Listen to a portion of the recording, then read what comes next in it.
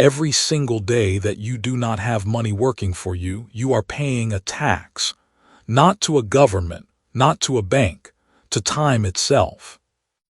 And time does not issue refunds. Here is what nobody says out loud. The people who ended up financially comfortable by their 40s did not earn more than you. Many of them did not save more than you in any given month. The difference between their life and yours is not discipline. It is not income. It is a date. A specific, almost boring date on which they stopped waiting and started letting math do what math does. You have probably heard that compounding is powerful. You have heard it so many times that the word has gone soft. It has lost its edge. What you have not heard, what this book is going to show you in plain arithmetic, is that compounding is also fragile. It depends on one thing above everything else, not the market, not the rate of return. Entry point. The curve has a beginning, and where you enter that curve determines everything that follows. Not most things, everything. Here is the contradiction that should stop you cold. The very quality that makes compounding extraordinary, the way it accelerates slowly at first and then almost violently at the end, is the same quality that makes starting late so permanently costly. The back end of the curve is where all the real wealth lies, and you only reach the back end if you were on the curve long enough. Most people discover this too late. Some discover it just in time, and a very small number hear it at exactly the right moment when there is still a window and actually move. By the time this ends, you will know precisely where you stand, and you will not be able to unknow it. Chapter 1. The best investment advice arrived too late. Every civilization that has ever risen from the earth has contained, inside it, a small number of people who understood something the rest did not. Not smarter people, necessarily. Not people born with more or gifted with better luck, but people who grasped one particular truth about time, that it does not wait for readiness, that it does not give back what it has already consumed. In every era, in every language, on every continent, this truth was discovered, buried, rediscovered, and passed down through different mouths. Most people heard it. Some nodded. Very few acted. The ones who acted became the ones others talked about for generations. You are listening to this right now because something in you already suspects you belong in that second group. What you are about to encounter in this chapter is not inspiration. It is arithmetic. It is the cold, clarifying math that separates the people who finish wealthy from the people who finish wishing they had started sooner. Hold that tension, because the question underneath all of it is this: what exactly does waiting cost you? Here is where that question gets answered with numbers. Two people, same intelligence, same income, same access to information. Call the first one Theo, call the second one Marcus. Theo starts putting money to work at 22. Marcus hears the same advice, nods the same nod, and tells himself he will start once things settle down a little, once the car is paid off, once the rent situation changes, once he feels more ready. Marcus starts at 32, 10 years later, 1 decade. That gap sounds manageable. It sounds like something you could make up for with a little extra effort down the road. But the numbers do not agree. Theo, investing steadily for 40 years, finishes with an amount that Marcus, investing for 30 years at the exact same rate of return, cannot touch. Not even close. We are talking about a gap that, depending on the return rate, can stretch well past $500,000, sometimes past $1 million. And here is the part that the math makes undeniable. Marcus did not lose that money in a bad investment. He did not lose it in a market crash.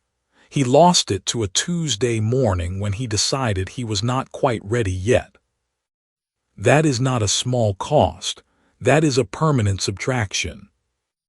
The seed metaphor is older than money itself, but it has never been more precisely true than it is right now. A seed planted in spring has the full growing season ahead of it. A seed planted in midsummer still grows, but it never reaches the same height before the frost comes. Not because it is an inferior seed, not because the soil is different, because the calendar is different. Time is the one input you cannot add more of later. You can add more money later. You can add more knowledge later. You can change your strategy, refine your habits, improve your choices. But you cannot go back and plant the seed in spring once summer is already here. What has not been planted by a certain point in the year has simply not been planted. Now let this land personally for a moment. Picture your ordinary days from 3 years back as it really was. Think about the version of you that existed then, what you were earning, what you were worried about, what you told yourself you would do when things got a little more stable. Was there a decision you kept meaning to make? A first step you kept placing 1 month further into the future, not because you did not want to take it, but because the urgency never quite felt real enough to override the comfort of waiting. That version of you was not lazy. That version of you was operating under a belief, so common it barely registers as a belief at all. The belief that there is always more time. That belief is the real villain of this story. Not bad markets, not low wages, not financial systems designed to confuse you. The comfortable myth that there is always more time has quietly removed more wealth from ordinary people than any crash, any scam, any economic disaster you could name. It does not feel like theft because nothing is taken from you in a single moment. It happens in installments, one Tuesday at a time. Theo does not retire richer than Marcus because he was smarter. He retires richer because he started. That distinction matters more than almost anything else you will encounter in this book. There is a question that opens somewhere above these words and has not yet been answered. It is worth naming directly. The question is not simply what delay costs you.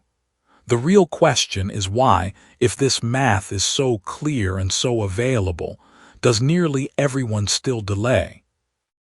The answer is not simple. It does not resolve in a single sentence. But the beginning of the answer lives inside the story of a man named Raymond. Raymond was a civil engineer in his mid-30s. Careful, precise, the kind of man who could calculate load-bearing tolerances in his sleep. He had read 3 books on investing. He understood compound interest on an intellectual level the way most people understand gravity. He accepted it as true without feeling it in his body. He had a small amount saved, not enough to feel significant, he thought. He told himself that when the amount grew to feel more meaningful, he would invest it properly. So he waited. While he waited, he kept reading. He kept calculating. He kept learning. Each new thing he learned introduced a new variable he felt he needed to understand before he could act with confidence.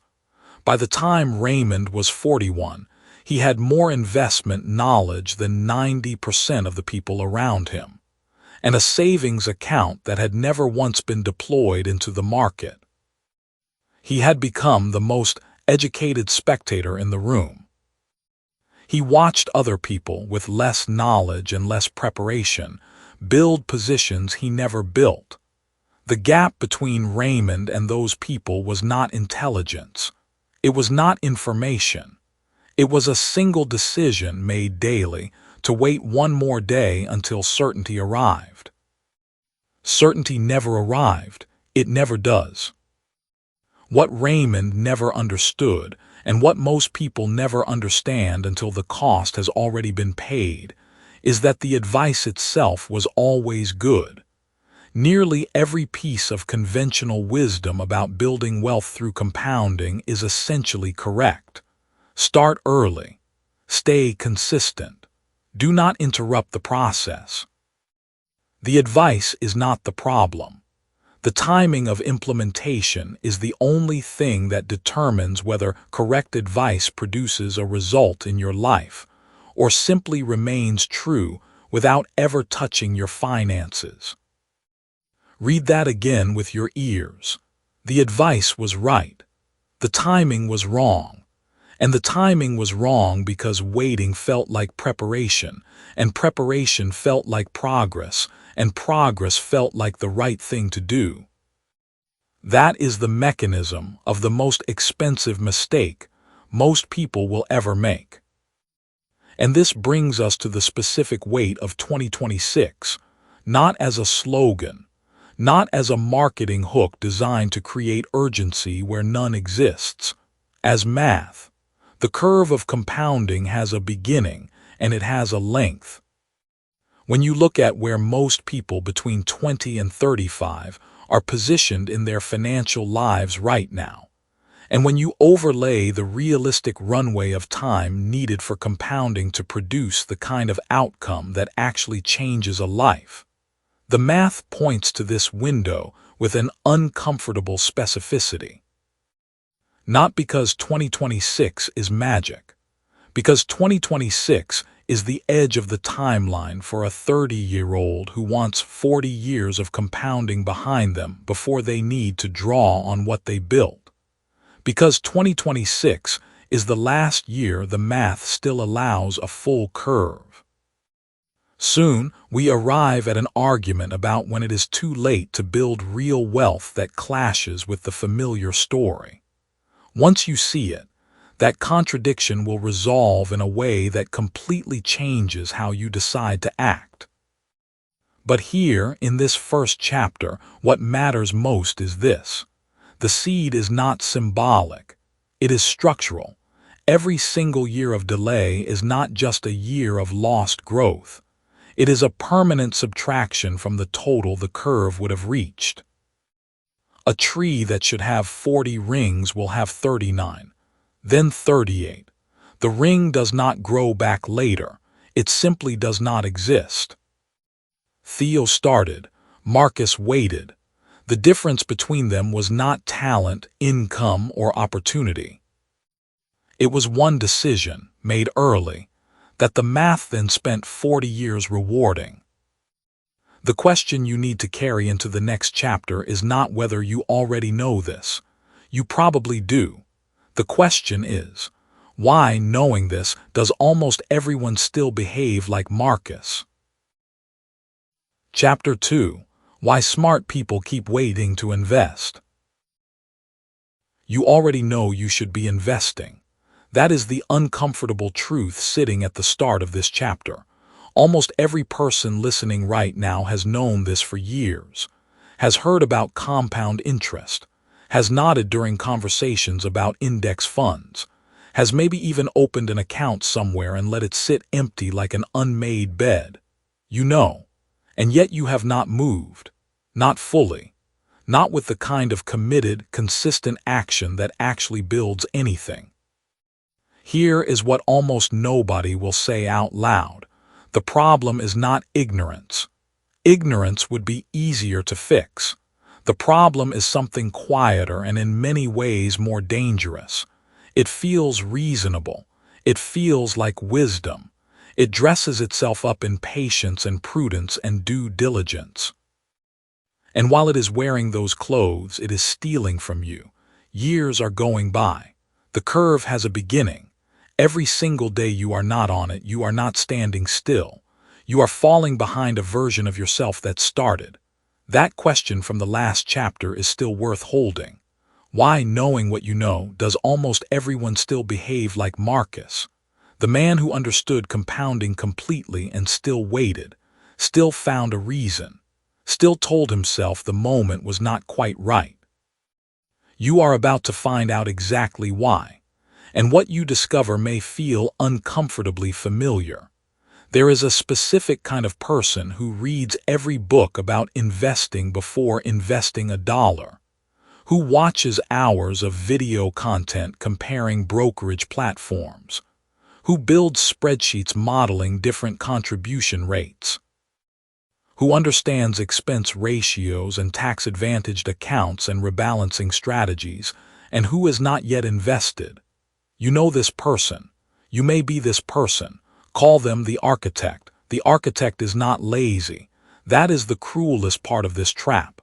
The architect works harder than almost anyone in the room. The effort is genuine. The research is real. The intention is sincere. But effort without entry produces nothing in compounding. 0% of a well-researched strategy still equals 0. The architect has built an extraordinarily detailed map of a territory they have never set foot in. Marcus Delacroix was 31 when his coworker mentioned she had been putting money into a broad market index fund since she was 24. Simple, automatic, nothing fancy. Marcus was a project manager who prided himself on doing things correctly. He could not just do what she did. He needed to understand it fully first. So he spent 4 months reading. Then the market had a rough quarter and he decided to wait for it to settle. Then he wanted to make sure he was maximizing his tax situation before adding capital. Then he needed to figure out whether his emergency fund was truly at the right level.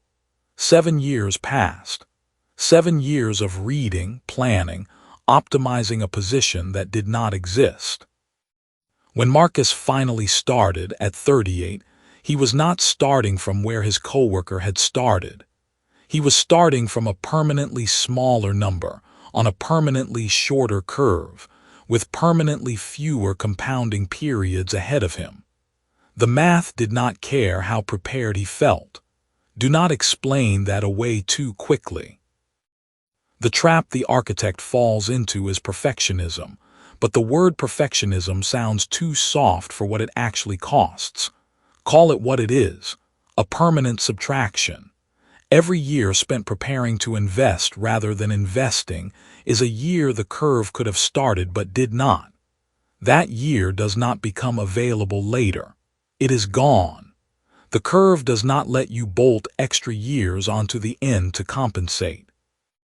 Time is the one input you can never buy more of, and perfectionism spends it freely. Here is the second trap.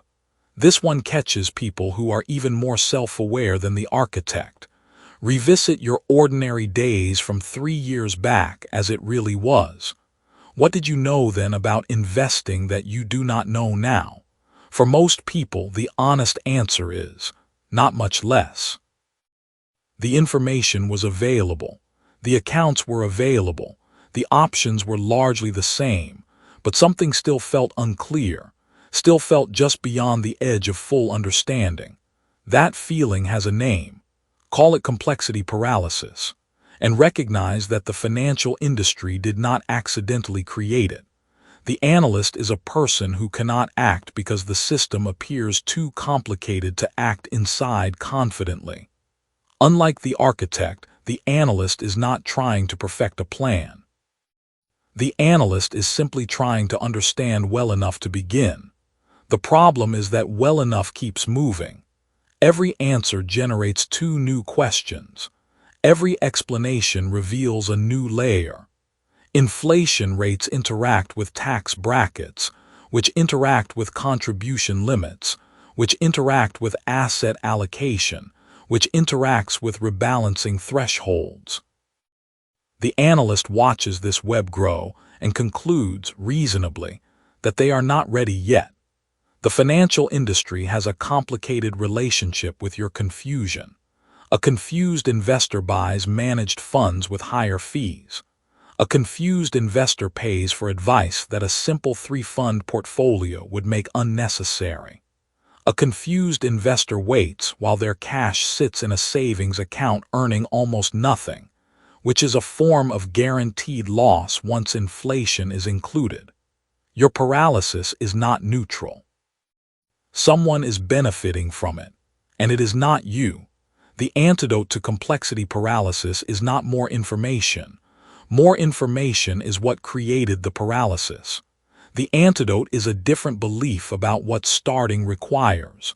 Starting requires imperfect action inside a simple structure. The curve does not demand sophistication to begin. It demands presence.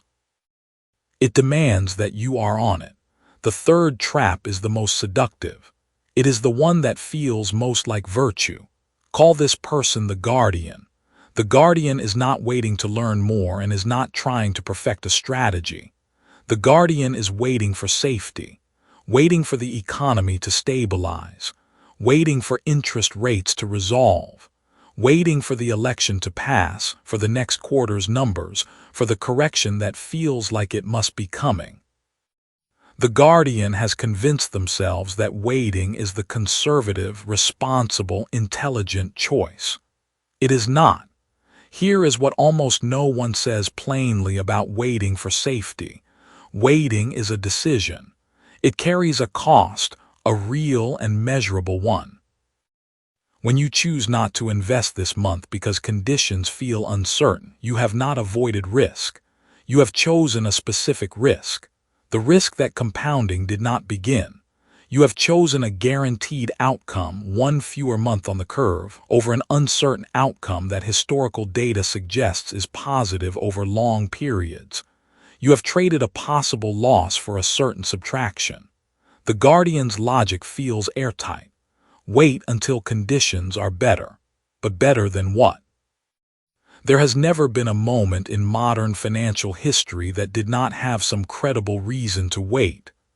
There was always a war, an election, a recession threat, an inflation spike, a geopolitical crisis, a housing bubble, a tech reckoning. The horizon is never clean. It never will be. Waiting for certainty is waiting for something that does not exist, and the cost of waiting is paid in compounding years that will never come back. This is the central revelation of this chapter. Waiting feels like the cautious choice. It is actually the most expensive one. Delay is a permanent subtraction from the curve, not a pause. You have heard this idea before, probably. So why does it not seem to change behavior? Because the cost of waiting is invisible in the present. You do not feel the missing years today. You feel them in 20 years when you look at someone who started when you did not. You try to calculate the gap, and the gap is not linear. It is exponential. An exponential gap felt in a single moment is a particular kind of grief. 2026 is not a slogan. It is math. Later on, we arrive at an argument about how long the compounding window stays open that clashes with the familiar story. After that clicks, it reshapes how you actually decide to use this year. For now, understand this much. The architect, the analyst, and the guardian are all doing the same thing wearing different clothes. They are managing the discomfort of uncertainty by postponing entry. They are treating delay as a tool. And delay, used this way, is the most expensive tool in a person's financial life. The comfortable myth is always whispering that there is more time, that the window stays open, that one more year of preparation is reasonable. That myth has stolen more wealth from ordinary people than any market crash in recorded history. A crash you can survive if you are on the curve. Absence from the curve you cannot recover from by any strategy ever invented. None of these three archetypes described a bad person or a foolish one. They described a very human response to a genuinely complex decision under uncertainty. But understanding why you wait does not make the waiting free. Compassion for yourself and accountability to yourself are not opposites. You can hold both. The seed in the ground does not wait for perfect soil conditions. It grows in the conditions available, or it does not grow. There is no third option. The question you are carrying forward is this: if delay is the riskiest move, what does starting actually look like for someone who has never felt truly ready? Chapter 3: The Clock Inside the Curve. Saving less is sometimes more powerful than saving more. That sounds like the kind of reassurance people offer when they have already given up on the numbers. It is not. It is a specific, verifiable observation about how time operates inside compounding. Once you understand the mechanism, you will never look at your age the same way again. Here is what most people get wrong. They treat compounding like a reward for discipline. Save enough, invest consistently, wait patiently, and the math will pay you back. That is not incorrect, but it is dangerously incomplete. Compounding is not just a reward for discipline. It is a race against a biological deadline, and that deadline does not move regardless of how motivated you feel, how much you eventually save, or how sincerely you plan to catch up. The deadline is your retirement horizon. The moment that horizon shrinks past a certain threshold, the curve loses its most powerful decades. No amount of money deposited later can buy those decades back. That is the counterintuitive truth this chapter will prove to you. Not through abstraction, through two men named Theo and Marcus, and through numbers that should permanently change how you feel about the calendar on your wall. You came into this chapter carrying a question from the last one. If delay is the riskiest move, what does starting actually look like for someone who has never felt truly ready? Hold that question. The answer is coming, but before you can act on it, you need to see something clearly. Something most people only understand in hindsight, when the cost of not seeing it earlier has already been paid. Let me tell you about Theo. Theo is 25 years old in the year 2001. He works at a print shop in Columbus, Ohio. He is not wealthy. He drives a car with 200,000 miles on it and splits rent with a roommate named Gerald who always leaves dishes in the sink. Theo does not feel like someone with financial options. But his uncle, who once survived a bankruptcy and came out the other side cautious and precise, sits him down one evening and explains one idea. One only. Put away $200 a month. Do not touch it. Let it sit in a broad index fund that historically returns around 8% annually. That is the entire plan. No complexity. No strategy beyond that single instruction. Theo is skeptical. $200 feels like a sacrifice in 2001, not an investment, but his uncle's voice has a specific gravity to it, the kind that comes from having learned something expensive. Theo sets up an automatic transfer. He almost cancels it 6 times in the first year. He does not cancel it. Now meet Marcus. Marcus is also 25 in 2001. He lives 4 blocks from Theo. Same general income. Same anxieties about rent and groceries and whether he is making enough progress in life. But Marcus does not have an uncle with that particular gravity. Marcus has plans. He is going to get a raise first, then start. He is going to pay off his credit card first, then start. He is going to wait until he understands investing better, then start. And every year the plan sounds almost identical to the plan from the year before. Marcus finally starts in 2011. He is 35. Here is where the math stops being theoretical and becomes something close to grief. Theo, at 25, $200 a month, 8% annual return. By the time he turns 65, he has invested a total of $96,000 of his own money over 40 years. The account does not hold $96,000. It holds $698,000, nearly $700,000. His own contributions are less than 14 cents of every dollar in that account. The other 86 cents came from time. Marcus at 35, same $200 a month, same 8% return. He reaches 65 having invested $72,000 over 30 years. His account holds $317,000. Respectable, genuinely respectable. But Marcus has 380,000 fewer dollars than Theo. And here is the part that should stop you cold. Theo only contributed $24,000 more than Marcus did. The extra $356,000 that Theo has, the portion Marcus never built, came entirely from one decade, 10 years. Marcus did not lose a strategy. He did not make bad investments. He did not panic and sell at the wrong moment. He simply started 10 years later, and the curve punished that delay in a way that no future effort could correct. Think about where you were 10 years ago.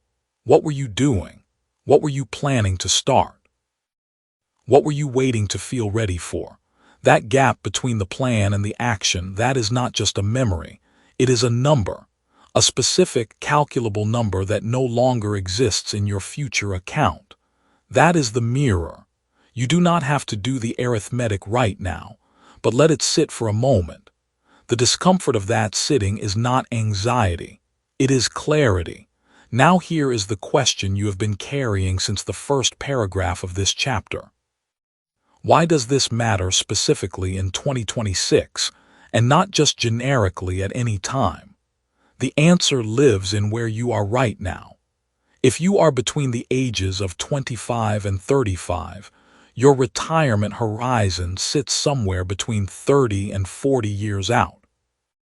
That range is the minimum viable runway for compounding to perform its most dramatic work. Go below 30 years and the curve still functions, but it loses its exponential tail. The part where the growth starts accelerating so fast it appears vertical on a graph. The last 10 years of a 40-year compounding curve often produce more wealth than the first 25 combined. That is not a motivational metaphor. That is how exponential functions behave. By 2026, if you are 26, you have exactly 39 years before a standard 65 retirement age. If you are 31, you have 34. If you are 35, you have 30. You are still inside the window, but you are standing at its edge, and the window does not stay open on your personal preference. Every year you wait past this point, you are not losing a year of contributions. You are losing the compounding effect of that year on every subsequent year that follows. The loss compounds too. That is the part that sounds abstract until you put it against Theo and Marcus side by side and count the difference. $380,000 from 10 years of delay on $200 a month. Scale that to $500 a month. Scale it to 1,000. The gap does not shrink proportionally. It grows. As this book keeps moving, we arrive at an argument about risk that clashes with the familiar story. Once you grasp that turn, it reshapes how you decide what to do with money in any single month. But right now, stay with this. The question of readiness, the question Marcus lived inside for 10 years, is the most expensive question a person can fail to answer quickly. And the tragedy is not that Marcus lacked information. He knew what compounding was. He had heard about index funds. He understood conceptually that starting earlier was better. He had the knowledge. What he did not have was a felt sense of what the delay was actually costing him, measured in real dollars attached to a real calendar. You have that now. There is a parable that sits inside this chapter. I want you to carry it with you. A woman named Rosa lives in a small town in eastern Tennessee in the 1980s. She has 2 daughters, Carla and Diane. When each daughter turns 22 and takes her first real job, Rosa gives her the same envelope. Inside is a single handwritten note that says, "Plant this seed today or plant it 10 years from now." The seed itself doesn't know when it was planted, but the tree will. Rosa gives both daughters the same seed. Carla plants it immediately. She has no particular plan for the garden. She just plants it because her mother said to. Diane sets the envelope on her kitchen counter. She means to plant it. She thinks about it occasionally. 7 years later, she moves apartments and finds the envelope in a box. She plants it then. Carla's tree, when both daughters are in their 50s, stands 40 feet tall and wide enough to shade most of the backyard. It has produced hundreds of pounds of fruit across the decades. Its roots are deep enough that a storm will not move it. Diane's tree is healthy. It is real. It is producing. But it stands 19 feet tall. And no amount of watering, no special fertilizer, no particularly good soil can add the rings Diane's tree will never have. Not because the tree is weak, because time is not a feature of a tree. It is the tree. This is the biological limit that gives this chapter its name. Compounding does not age the way you age. It does not get tired or slow down in middle age. But you do. And the retirement horizon, that invisible wall where the account must begin returning instead of receiving, closes regardless of how eager you become in the years before it arrives. The curve has a beginning. You cannot enter it at the middle and receive the output of the beginning. That is not pessimism. That is the architecture of the mechanism.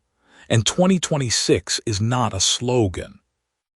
It is the arithmetic of your specific age, your specific horizon, and the specific number of compounding years that remain inside the window that still produces a complete wealth curve.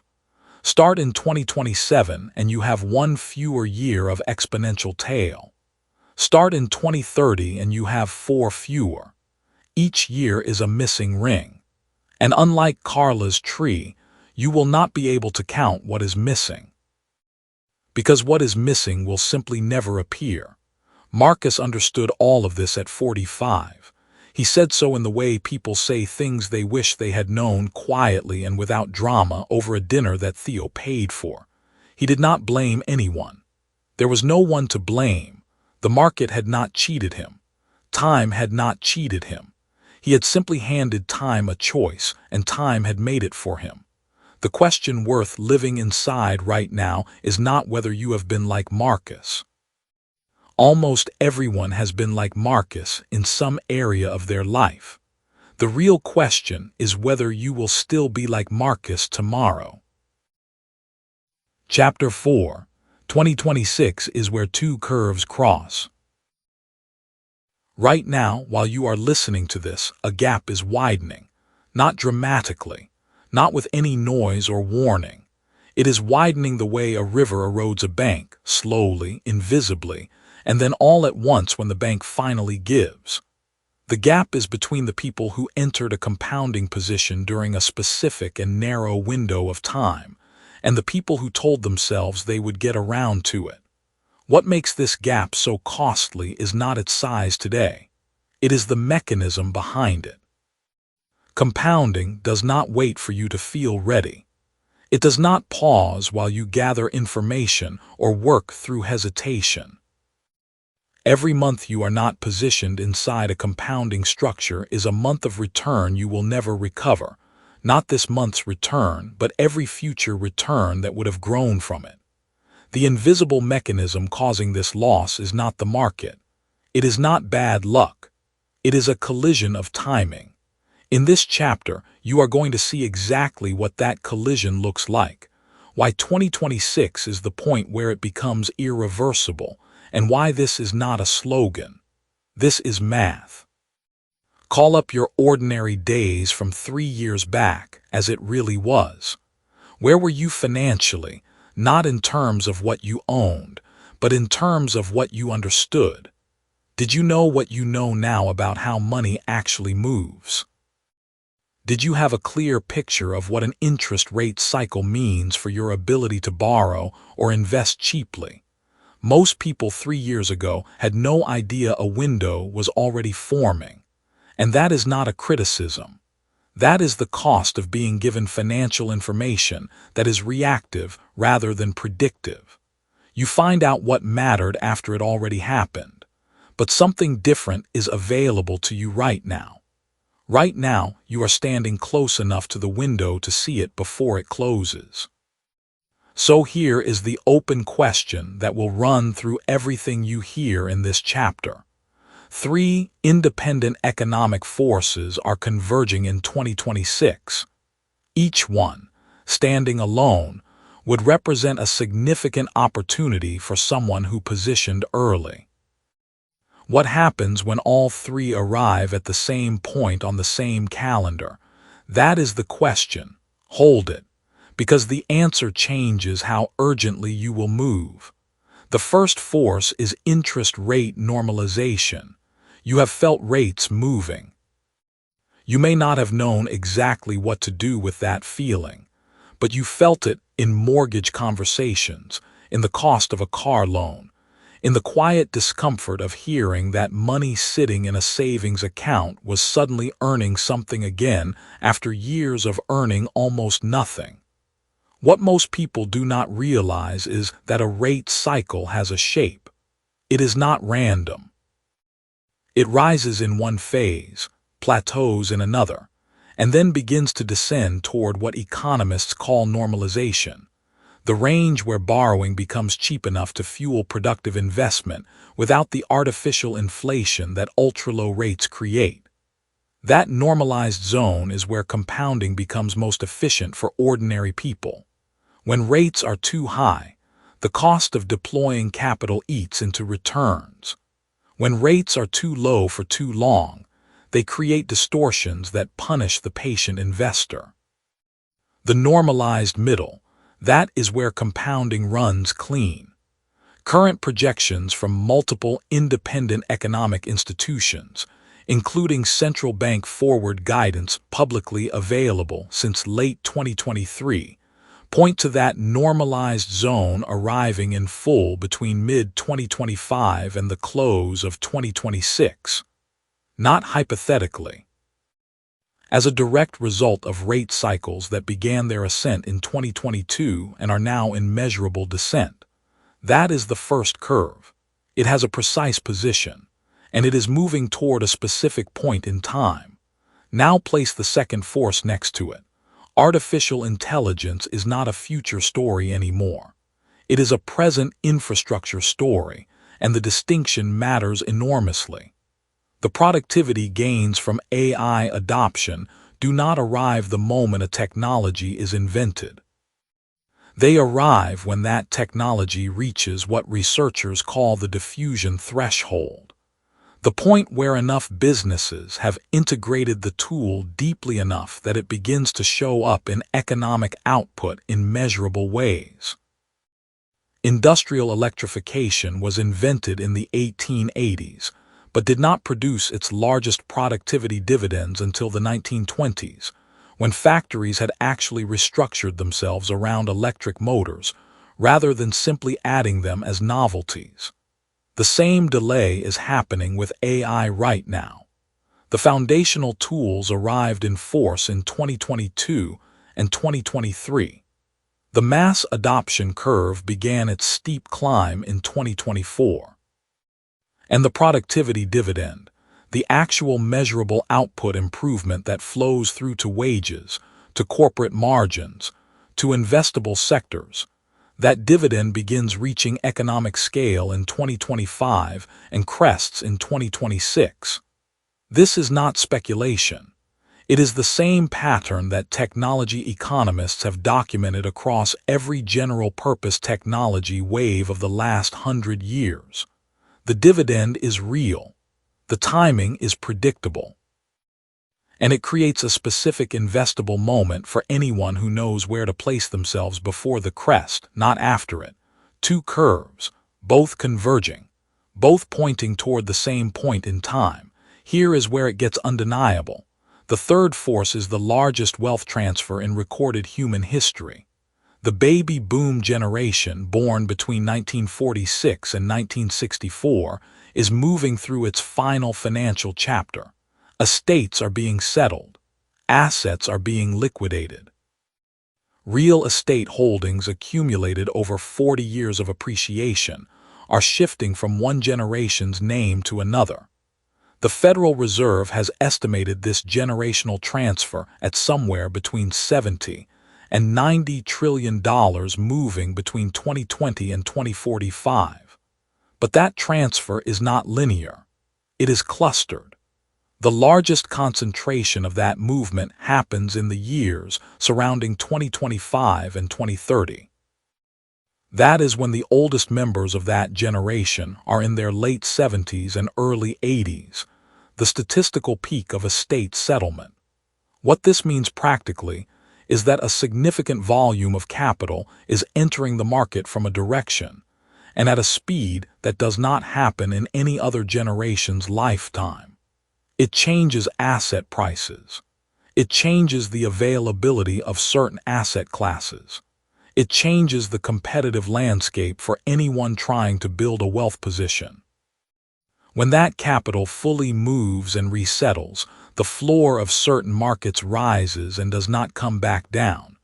If you are positioned before that resettlement, you capture the lift. If you are positioned after it, you pay the new floor. Now put all three together. Interest rate normalization makes the cost of deploying capital favorable. The AI productivity dividend creates new sectors of return and amplifies the output of existing ones. The demographic wealth transfer floods markets with motivated capital and raises asset floors permanently. Each force alone is a compelling reason to act in this window. Together, they do not simply add, they compound one another. The efficiency of a normalized rate environment amplifies the return available in adjacent sectors. The demographic capital transfer provides the volume of market activity that makes those returns accessible to ordinary investors rather than only institutional ones. This is what it looks like when three independent forces create a single entry window. And this window is not indefinitely open. Here is why 2026 is the close, not the beginning. By the second half of 2026, rate normalization will have run its full course. The easy phase of the rate descent, the phase where your positioning costs are lowest, will have passed. The AI productivity dividend will have crested enough that the sectors benefiting most will have already priced in the advantage. Early entrants will hold positions with a cost basis that late entrants cannot replicate. And the bulk of the demographic wealth transfer will have completed its first and largest wave, resetting asset floors in key markets to levels that reflect the new supply and demand, not the old one. None of these windows close with a dramatic door slam. They close the way a tide goes out, gradually, then completely. And you do not realize the tide is gone until you are standing on dry sand wondering what happened. This is why 2026 is not a slogan. A slogan is something you put on a poster to create urgency that is not connected to reality.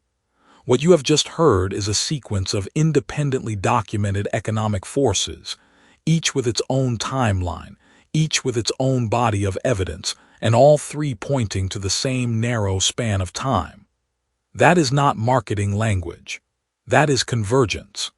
In mathematics, when two curves cross at a single point, that point has a name. It is called the intersection. The intersection does not care whether you are ready for it. It does not reschedule. It does not repeat itself on a convenient cycle. It happens at the coordinate where the equations meet. 2026 is where these three curves cross. And the delay myth, the quiet, comfortable belief that there is always another window, always another year, always another opportunity just over the next quarter, That myth has cost more people more wealth than any market crash in modern history. Markets crash and recover. Lost years of compounding do not recover. Every year you are not positioned is not a neutral year you can simply recoup later.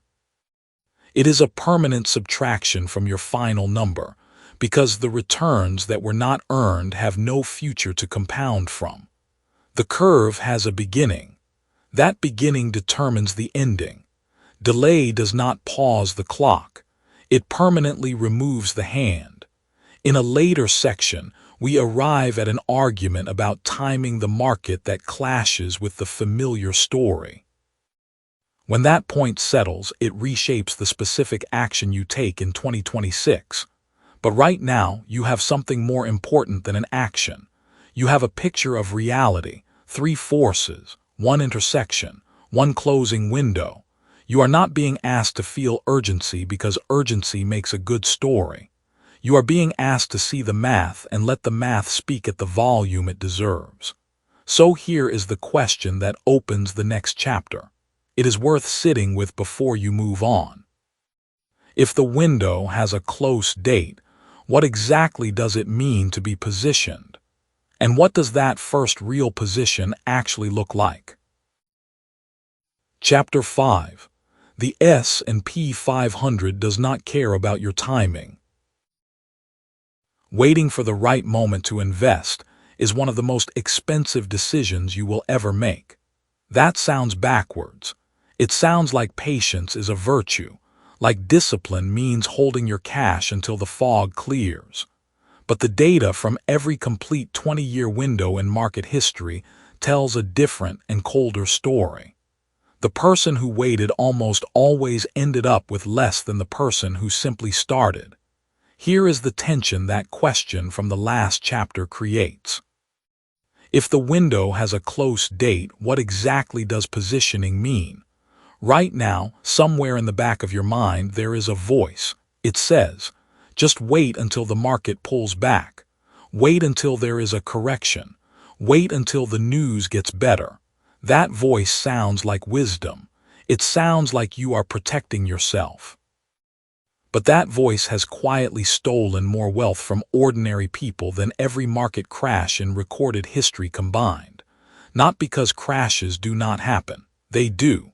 But because waiting is not neutral. Every day you are out of the market, the curve has already begun for someone else. This chapter is going to show you exactly why that is true, not as a motivational claim, as a mechanical fact built from numbers. Consider what a 20-year window actually means. Pick any starting year in the last century of American market history. Pick a terrible one. Pick 1929, the eve of the Great Depression. Pick 2000, the peak of the dot-com bubble.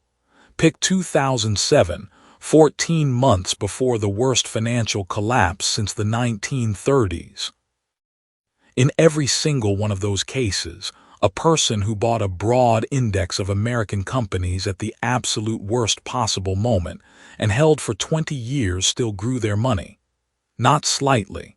Substantially. The 20-year window has never, not once in recorded history, produced a loss for a diversified index investor. That is not an opinion. That is the track record.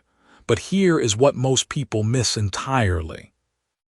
They hear that and they think it means patience will save them no matter when they start. It does not mean that. It means the window works when it is full. A 20-year compounding window starting in 2006 closes in 2026. A window starting in 2026 closes in 2046. Those are different windows. They capture different decades of growth. And the window that starts in 2026 is the last one that gives you a complete 20-year curve before you hit the age range where most people in your generation will need to begin drawing from their wealth rather than building it. The curve has a beginning. That is not a slogan. That is math. Now think about someone you know, maybe it is almost you, who has been saying they will start investing once the market settles down. They said it in 2018. They said it again in 2020 when things looked genuinely frightening. They said it in 2022 when rates were rising and every headline was catastrophic. Each time they waited, the market eventually moved higher. And they watched from the outside, still holding their cash, still certain the next dip was coming. Think about where that person is right now, not in terms of judgment, just in terms of the math. That is your mirror moment. Where were you 3 years ago when it came to this decision? What was the story you were telling yourself, and what has that story cost you in the time since? Now let me tell you about a woman named Claire. Claire was 29 years old when she received an unexpected inheritance. $11,000 from a great aunt she had met exactly twice. The year was 2001. The stock market had just collapsed following the technology bubble. Every financial commentator was describing a landscape of ongoing pain.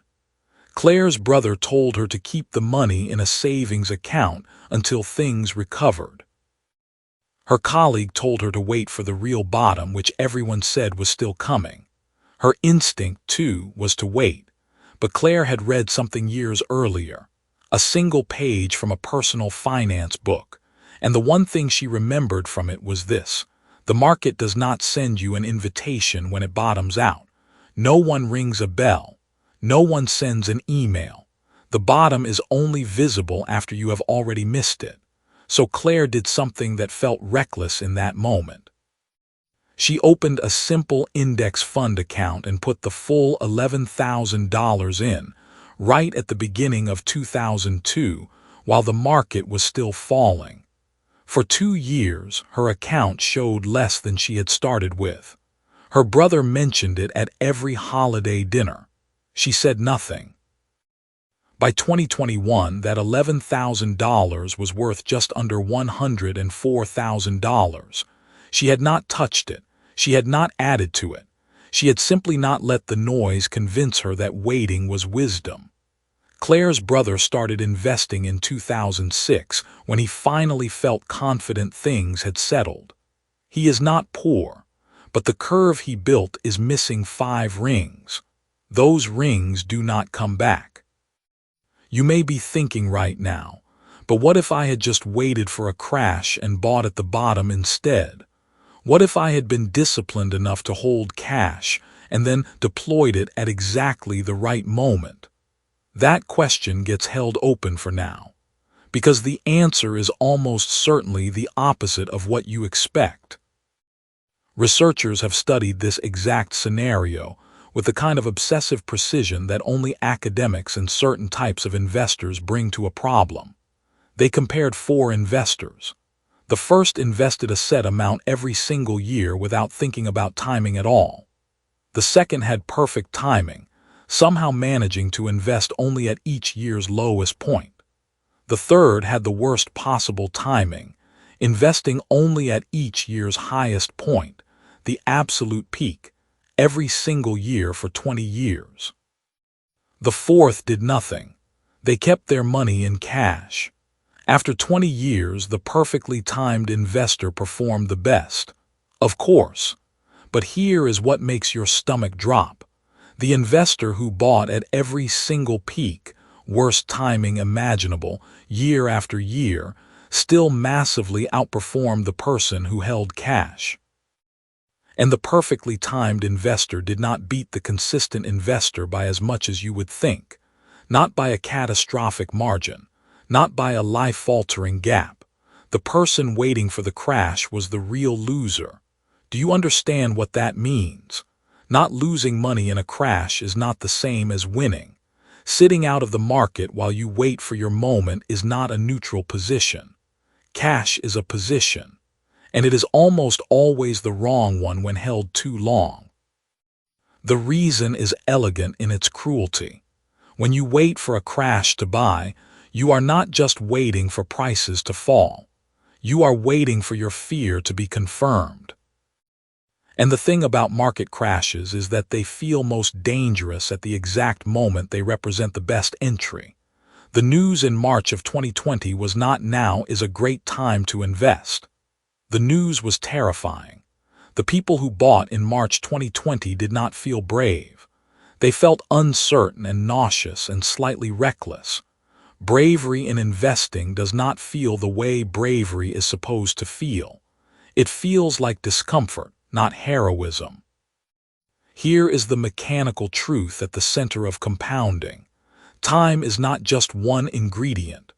Time is the ingredient that all other ingredients depend on. Every dollar you invest gains power not just from the return it earns this year, but from the return that return will earn next year, and the year after that. Mathematicians call this exponential growth. This is not a metaphor. It is a formula, and the formula does not care whether the price was high or low when you entered. It cares how long the money has been working. A dollar invested today at an average return of 9% becomes $2.17 in 9 years. It becomes $4.72 in 18 years.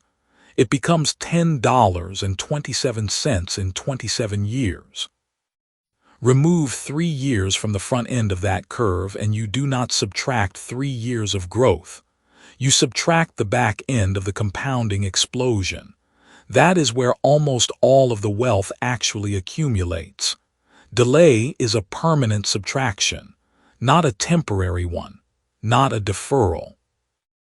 The missing years at the beginning of the curve create a smaller number at every point forward. That smaller number compounds into an even smaller gap.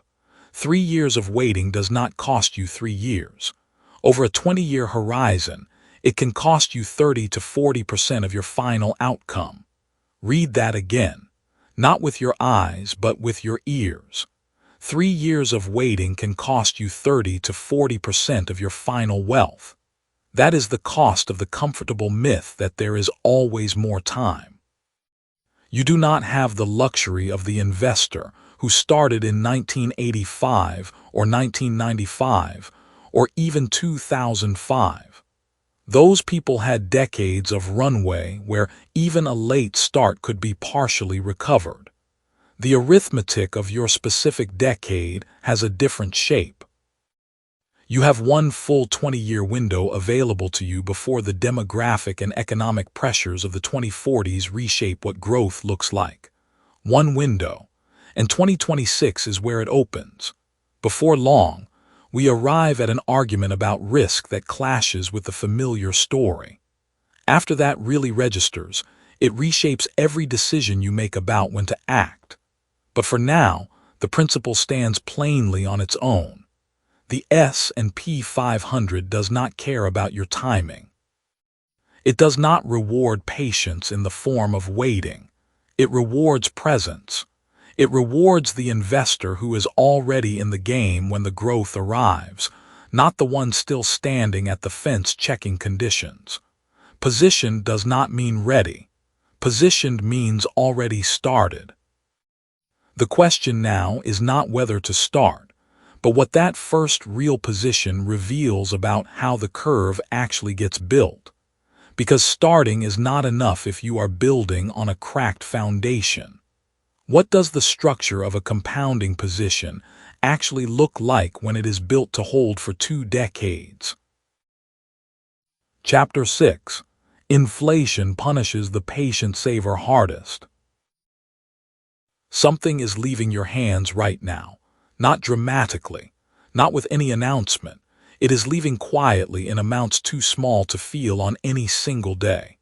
And the mechanism doing it is one that most people were taught to ignore. Every dollar sitting in a savings account, every $100 held in reserve, every sum you are keeping safe until the right moment, that money is shrinking. Not in number, in power. And the shrinking compounds.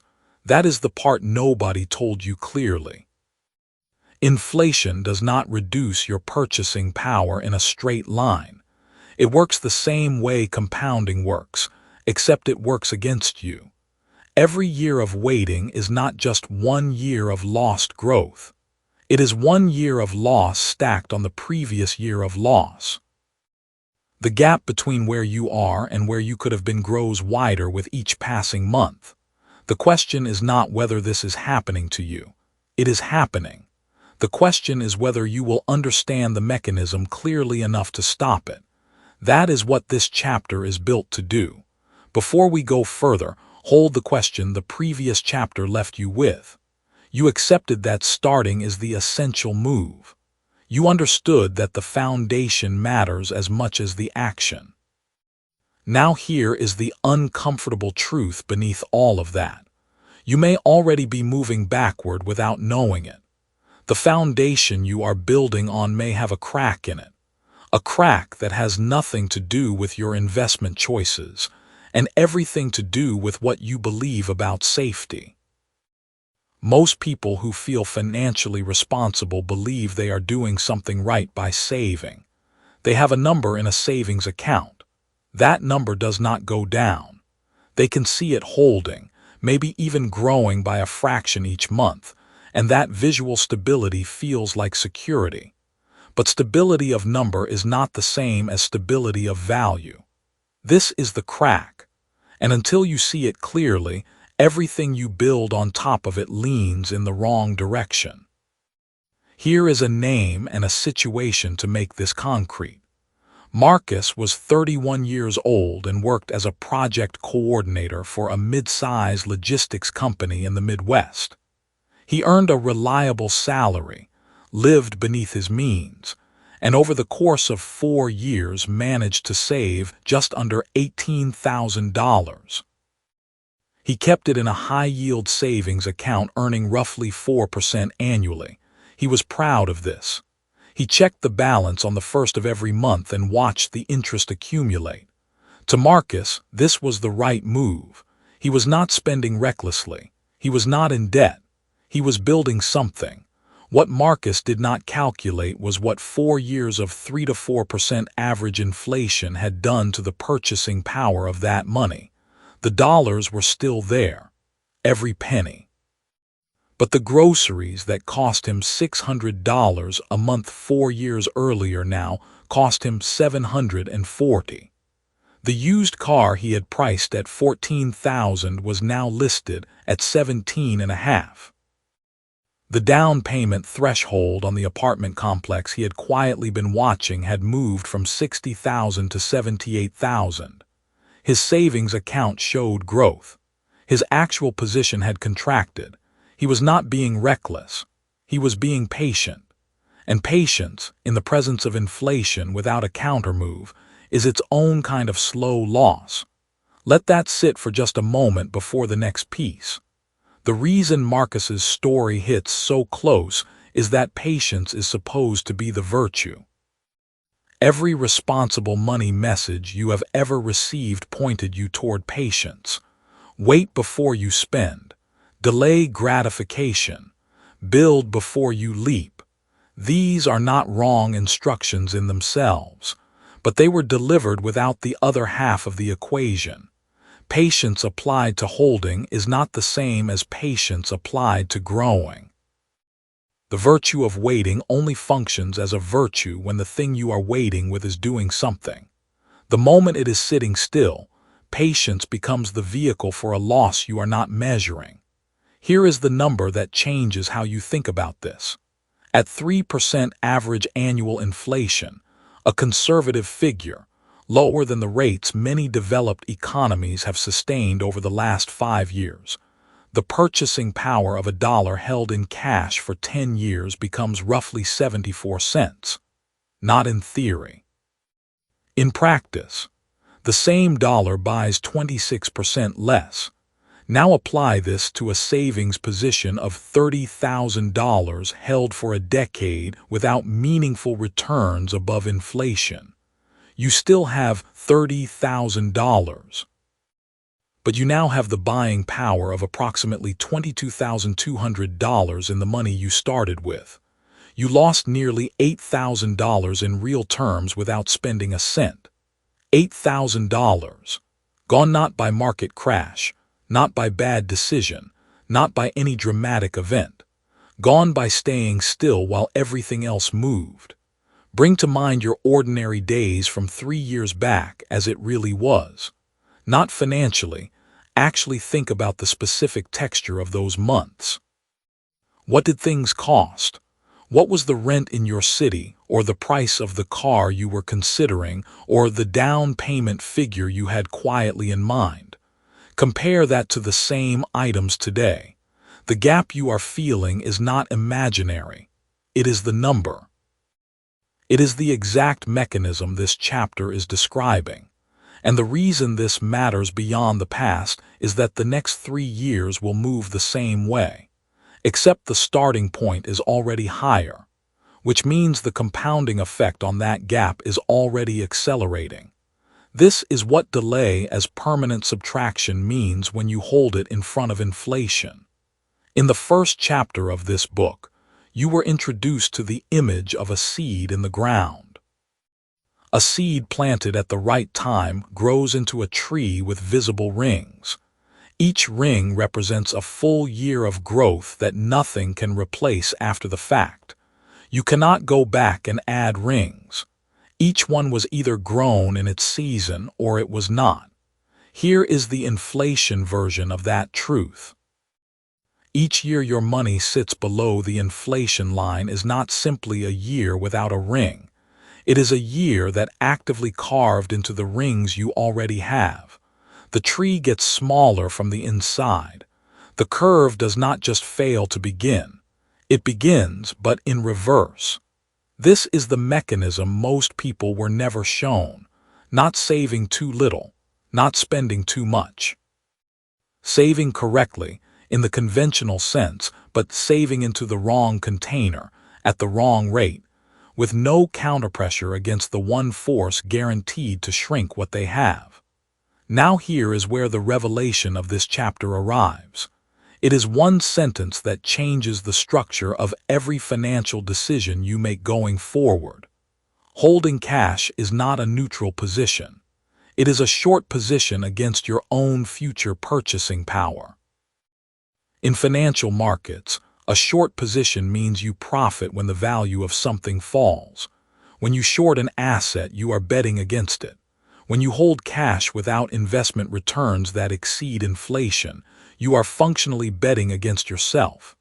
Every month you wait, you are on the wrong side of that trade, not because of anything you did wrong, because of what you were not told about what standing still actually costs. And the cost is not linear. This is the part that demands the most attention. The same compounding mechanism that builds wealth forward in time also destroys purchasing power in a compound curve when you are on the wrong side of it. 1 year of 3% inflation shrinks your dollar's power by 3 cents. 2 years shrinks it by almost 6 cents, but not quite, because in year 2, inflation is operating on an already reduced base. By year 10, the dollar is worth 74 cents. By year 20, it is worth 55 cents. The loss curve accelerates, slowly at first, then unmistakably. This is the arithmetic of the patient saver who never moved. So what is the countermove? Not recklessness, not gambling. Not pouring every dollar into high-risk positions because the alternative feels worse. The countermove is understanding that every dollar of yours needs a job. Specifically, a job whose pay rate exceeds inflation over time. The form that takes the specific vehicles, the structure, the timing, that is what the rest of this book is built to address. But the first step, the foundational one, is the cognitive shift that turns saving from a finish line into a starting line. Saving is preparation. Investment is the position. And in 2026, the distance between those two moves is not wide. Access to vehicles that compound above inflation has never been more democratized for people in your exact situation. But the window is defined not just by access. It is defined by the remaining years in a wealth curve that requires early position to pay out fully. The math works on a timeline, and the timeline has a structure. Down the line in this book, we arrive at an argument about risk that clashes with the familiar story. Once that becomes real to you, it reshapes how you evaluate every financial decision that feels frightening. For now, hold this. The person who believes they are playing it safe by keeping money in reserve, untouched, stable, protected, that person is playing a game with a guaranteed outcome. The loss is not possible. The loss is certain. The only variable is how much. The curve has a beginning. The beginning requires that your money be on the right side of the only force in the economy that never takes a year off. Inflation does not pause while you get ready. Chapter 7. Dollar cost averaging removes the hardest decision. Saving less money more often will make you wealthier than saving more money at exactly the right time. That sounds like the kind of advice that lets mediocre thinkers feel good about mediocre effort. It is not. It is a statement about how the math of compounding actually works when a real human being, not a spreadsheet, not a theorist, is the one doing the investing. Understanding exactly why that is true will change what you do next month, and the month after, and every month until the curve you have been reading about stops being a concept and starts being your account balance. Inflation does not pause while you get ready. You already know that. The previous chapter drove that point into the bone. But here is what knowing it has not yet given you: a mechanism. A structure so simple and so unforgiving in its consistency that it removes the single decision that paralyses more people than any other. That decision is this: when exactly do I buy? That question has stolen more time from more people than any market crash in history. Let that land. Here is what you probably do when you have some money set aside and the market is moving. You watch. You wait. You look at the chart on Tuesday and it seems high. You check again Thursday and it seems like it might go lower. By the weekend, you have read 3 articles that say opposite things. By Monday, you have done nothing. The next paycheck arrives and the cycle begins again. You are not being irrational. You are being human. But the compounding curve does not grade on humanity. It grades on time and consistency, and right now you are failing both without even realizing it. This is the open question sitting underneath everything in this chapter. You deserve to hold it for a moment before the answer arrives. Is there a way to remove your own judgment from this process without removing yourself from the outcome? There is, and it has a name. Dollar cost averaging is the practice of investing a fixed amount of money at regular intervals, regardless of what the market is doing at the time you invest. Not when the chart looks good, not when the news feels calm. Every month, the same amount into the same vehicle without hesitation and without analysis. That is it. That is the whole mechanism. And if it sounds too simple to matter, that is exactly the point. Go back to your ordinary days from 3 years back as it really was. Not financially, just think about your daily life. The decisions you made without thinking. The money that moved through your hands. If someone had set up a system 3 years ago that automatically moved $150 each month into an index fund, would you have even noticed the money was gone? Probably not.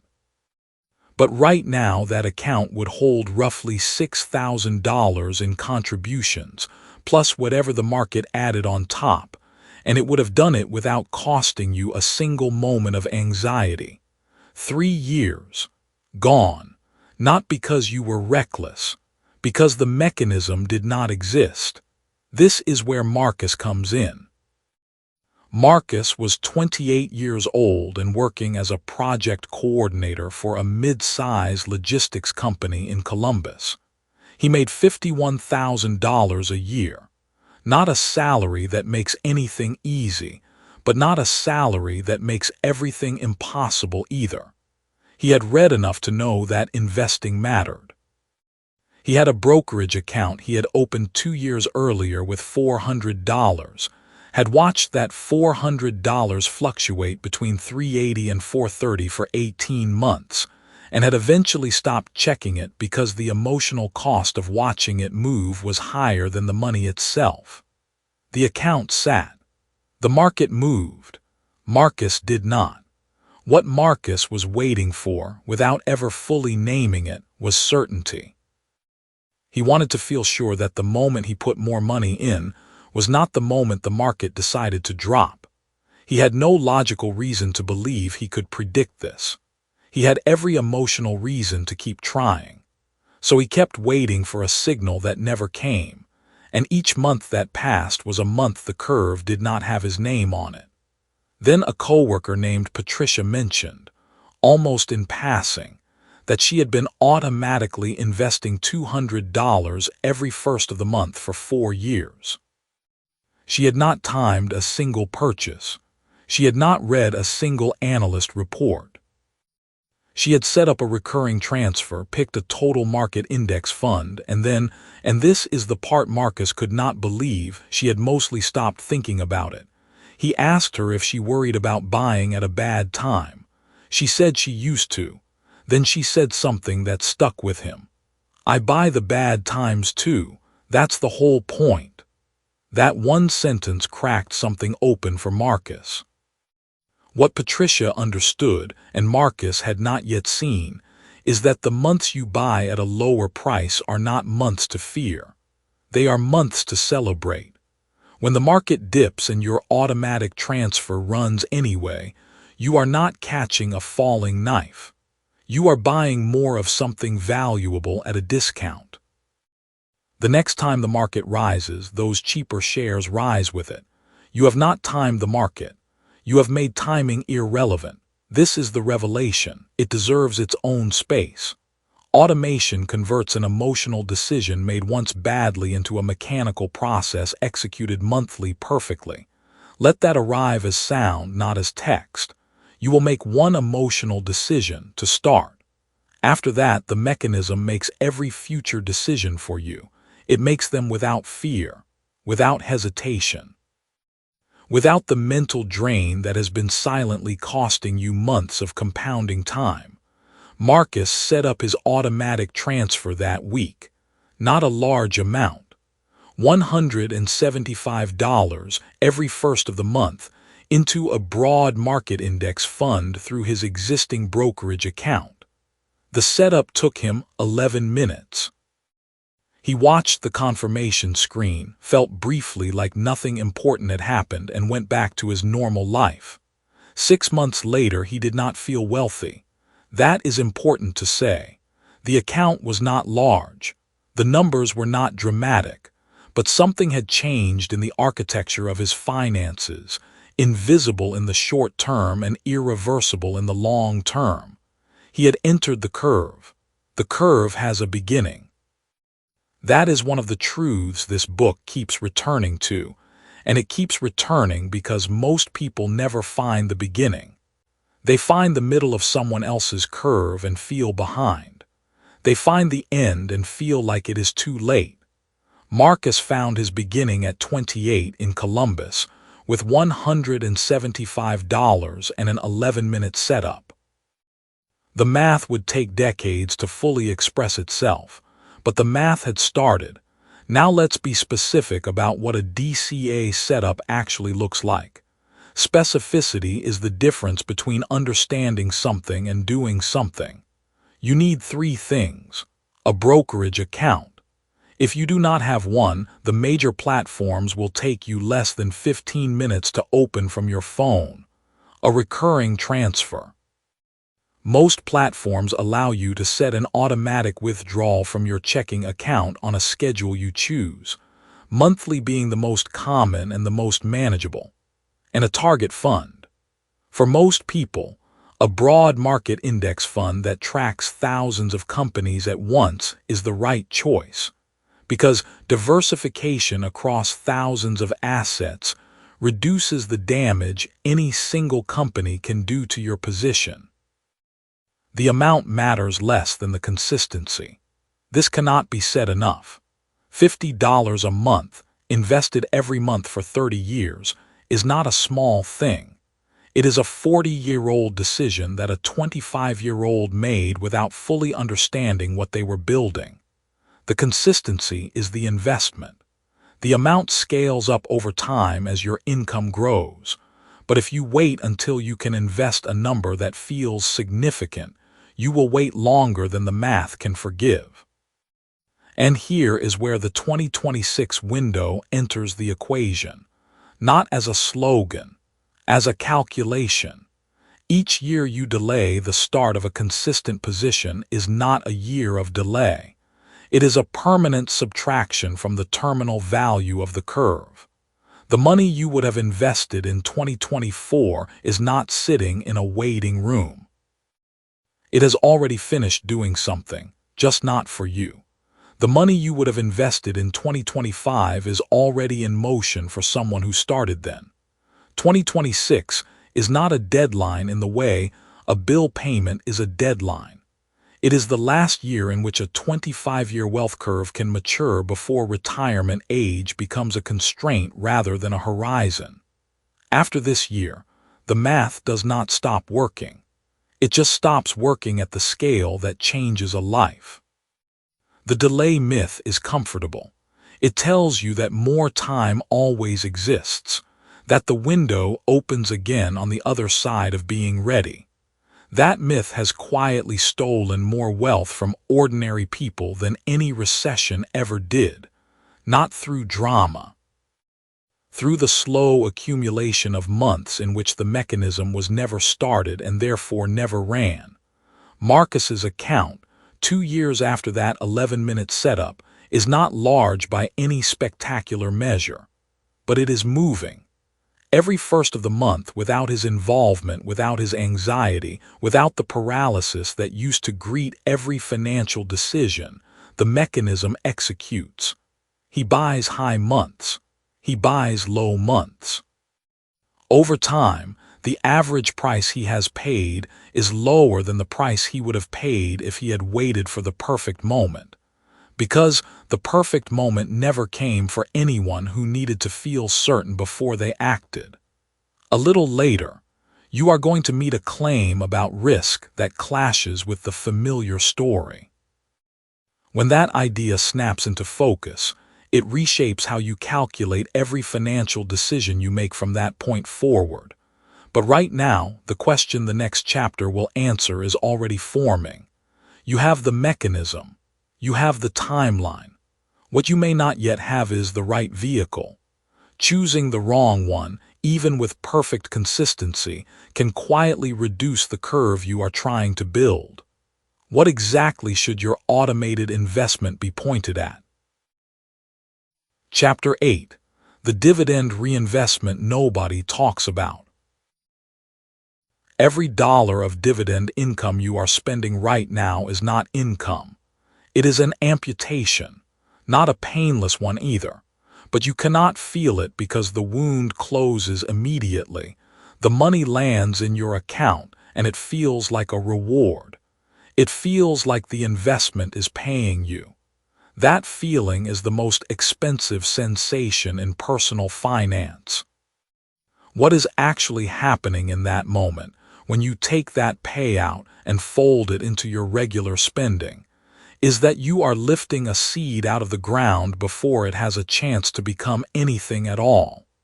The dividend was never supposed to be income. It was supposed to be fuel. And every quarter you treat it like a paycheck. You are quietly siphoning from a future version of yourself who will one day need exactly what you spent. The question this chapter is going to answer is not what dividends are. You know what they are. The question is what they become when left alone, because most people have never actually seen the number. And when you see it, the way you look at dividend income will never be the same. That question from the last chapter was real and worth taking seriously. What exactly should your automated investment be pointed at?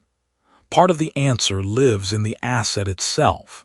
But a bigger part lives in what you do with what that asset produces.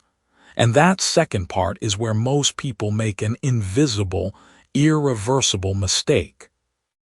Here is where the open loop begins. There is a number that financial historians have calculated and recalculated for decades. It consistently produces the same reaction in people who encounter it for the first time. A kind of quiet disbelief. Hold that number in the back of your mind as we build toward it, because the mathematics will not hit you properly until you understand the mechanism it is measuring. Remember your ordinary days from 3 years back as it really was. Not abstractly, but specifically. What account did you have open? What was in it? What did you do with whatever it produced? Did you even know it was producing anything? Most people in their mid-20s have a brokerage or retirement account that has been sitting mostly idle, occasionally fed, rarely examined closely. And if those accounts held anything that paid dividends, index funds, dividend-focused ETFs, individual shares, then there were small deposits landing every quarter, small enough to ignore, small enough that most platforms default to cash rather than reinvestment, which means most people, by default, are already making this mistake without ever having chosen to. That is the invisible mechanism. Default settings. The financial industry's quiet assumption that you will not notice the difference. And you probably did not. 3 years ago, those payouts were small. Today, they are slightly less small. In 10 years, they will be something else entirely, but only if you redirected them. Meet Theo. Theo was 31 when he opened his first real investment account.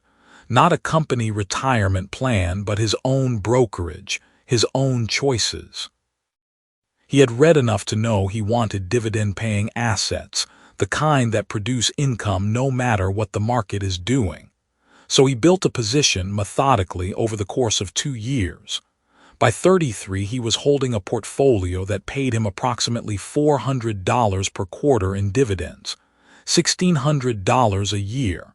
He was proud of this number. It felt like proof that the system was working. So he spent it, not recklessly, not on nothing. He used it to cover a portion of his car insurance. He used it to fund a weekend trip in October each year. He thought of it as his portfolio paying him back for the years of discipline it had cost him to build. He told his younger brother Marcus, who was just starting to invest, that dividends were the best part of owning good assets.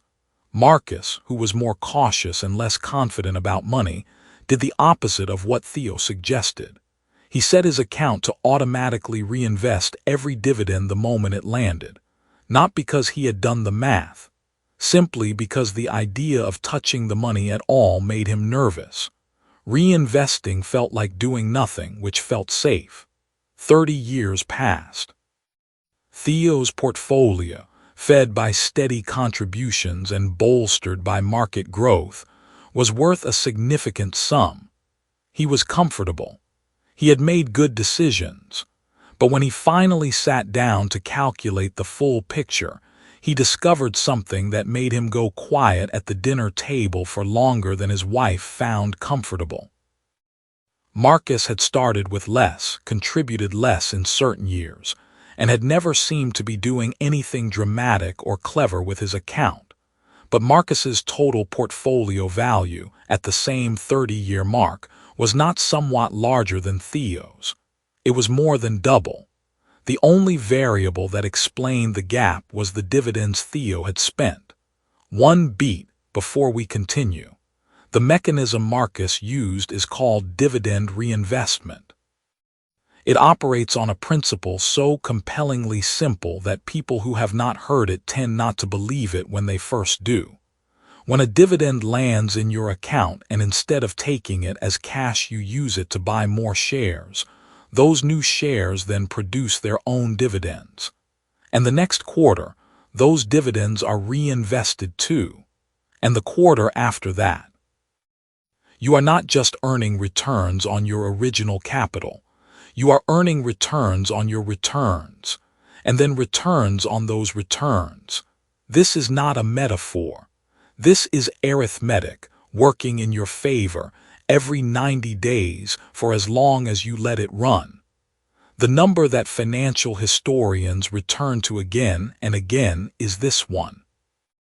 Over most long-term market periods of 30 years or more, reinvested dividends account for somewhere between 60 and 80% of total portfolio return. Not the market growth, not the price appreciation you track on a chart.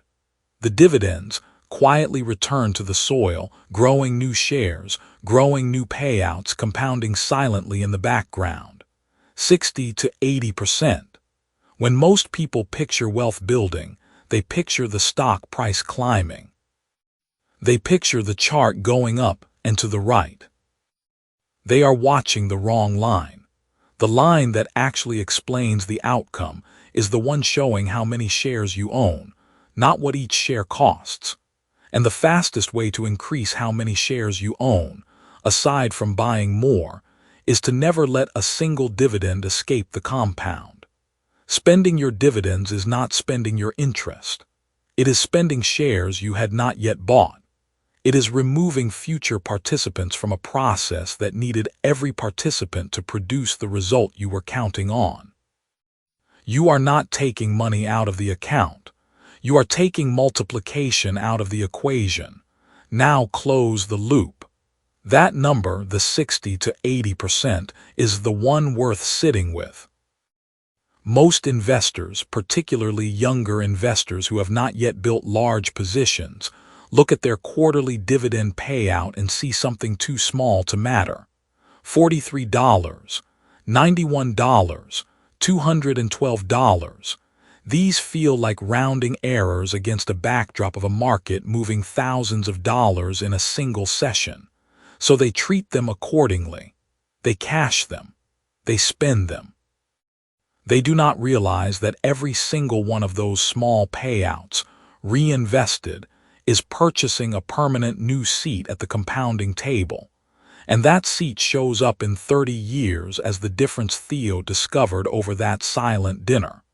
This is where 2026 matters with a precision that is not rhetorical. The number of compounding periods you have available to you is not infinite.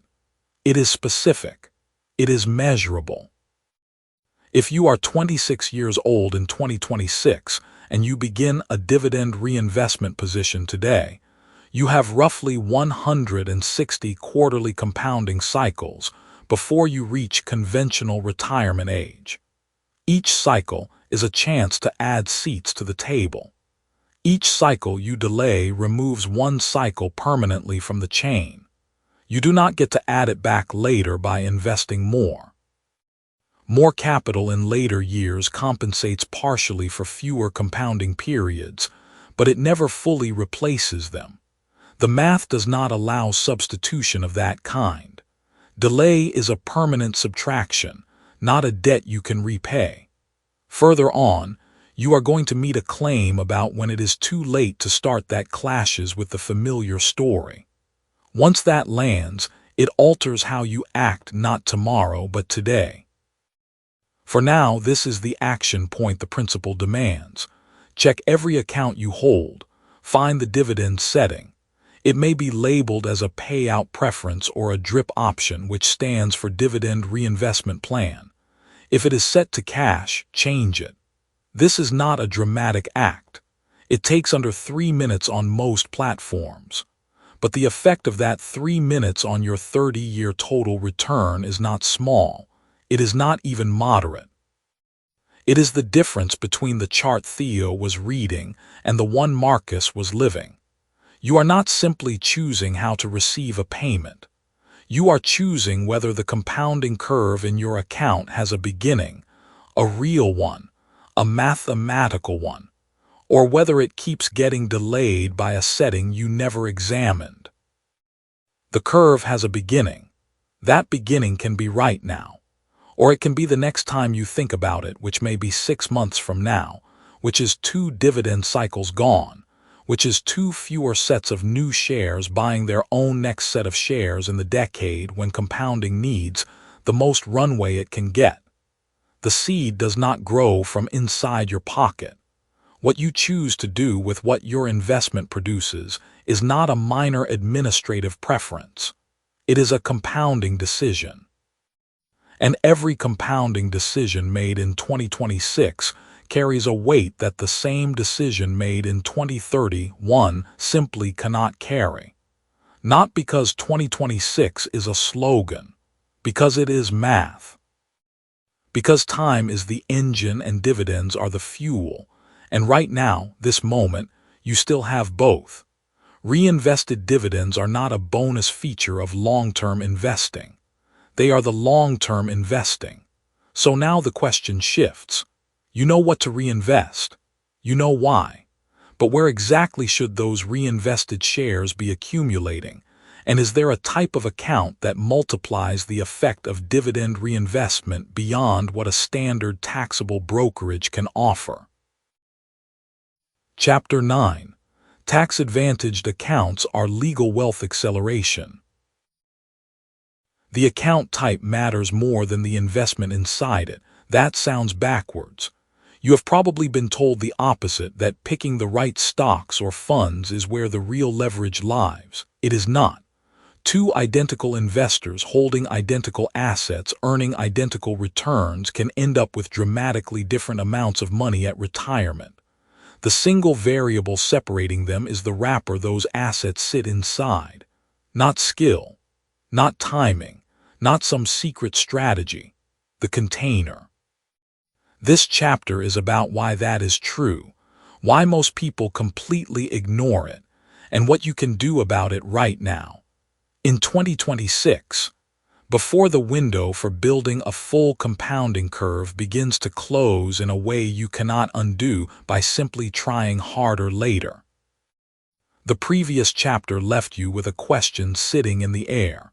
You know what to reinvest, and you know why reinvesting matters. But now the question shifts to where. And the answer to that question is not neutral. Where your money compounds is not just an administrative detail. It is a wealth variable. Here is the open loop this chapter will close before the final sentence. There is a number most people never calculate, a specific dollar amount that quietly leaves their compounding account every single year. Not through bad investments, not through fees, through taxation on gains they never even spent. Most people have no idea this number exists. By the time you finish this chapter, you will know exactly what it is and exactly how to eliminate it. Start with the basic problem. When your investments grow inside a standard taxable brokerage account, the government taxes the gains as they are realized. A dividend lands in your account, you owe tax. A fund distributes a capital gain, you owe tax. You reinvest that dividend and it grows again. When you eventually sell, you owe tax again. The money keeps moving, keeps compounding, but at every turn there is a small toll collector standing at the gate, taking a percentage before you can continue. Think about what that toll does to a curve. If you earn an 8% return but owe roughly 20 to 25% tax on your annual gains, your effective compounding rate drops, not to 6%, not to 7%. The drag compounds too. Because the money you paid in taxes was money that could have been in the market, earning the next cycle of returns. You are not just losing the tax payment. You are losing the future growth of that payment, every year, for decades. This is the friction no one talks about at the dinner table when people discuss investing. They talk about returns. They do not talk about the silent subtraction happening before those returns get to work for you. There is a way around this, and it is completely legal. It has been legal for decades. The government, in what is genuinely one of the most useful financial tools available to ordinary people, created sheltered account structures specifically designed to remove that friction from the compounding process. These are not exotic instruments available only to the wealthy. They are available to you right now. And if you are not using them at full capacity, you are voluntarily paying a tax on your own patience. Think about a woman named Clara. Clara is 31, works as a hospital administrator in a mid-sized city, and earns a reasonable salary, not exceptional, but enough to invest consistently. For the first 4 years of her investing life, Clara used a standard brokerage account because it was the first one she opened, and she never thought much about the alternative. Every year, she received a small tax document detailing what she owed on dividends and distributions. She paid it without anger because the numbers felt manageable. $200 one year, $350 the next. She thought of it as the cost of participating. Then a colleague, an older woman named Denise who had been quietly building wealth for 20 years, sat down with Clara over lunch and asked her a single question. She asked Clara to multiply those annual tax payments by 40, and then add in the compounding those payments would have generated if they had stayed in the market instead. Clara did the math on a napkin. The number was not $200. The number, over a full career, was closer to $60,000. Clara went home that night and opened a Roth IRA. The shelter is not just about today's tax bill. It is about the compounding of every dollar you would have handed to the government across every year of every decade. A Roth IRA works like this. You contribute after-tax dollars, money you have already paid income tax on.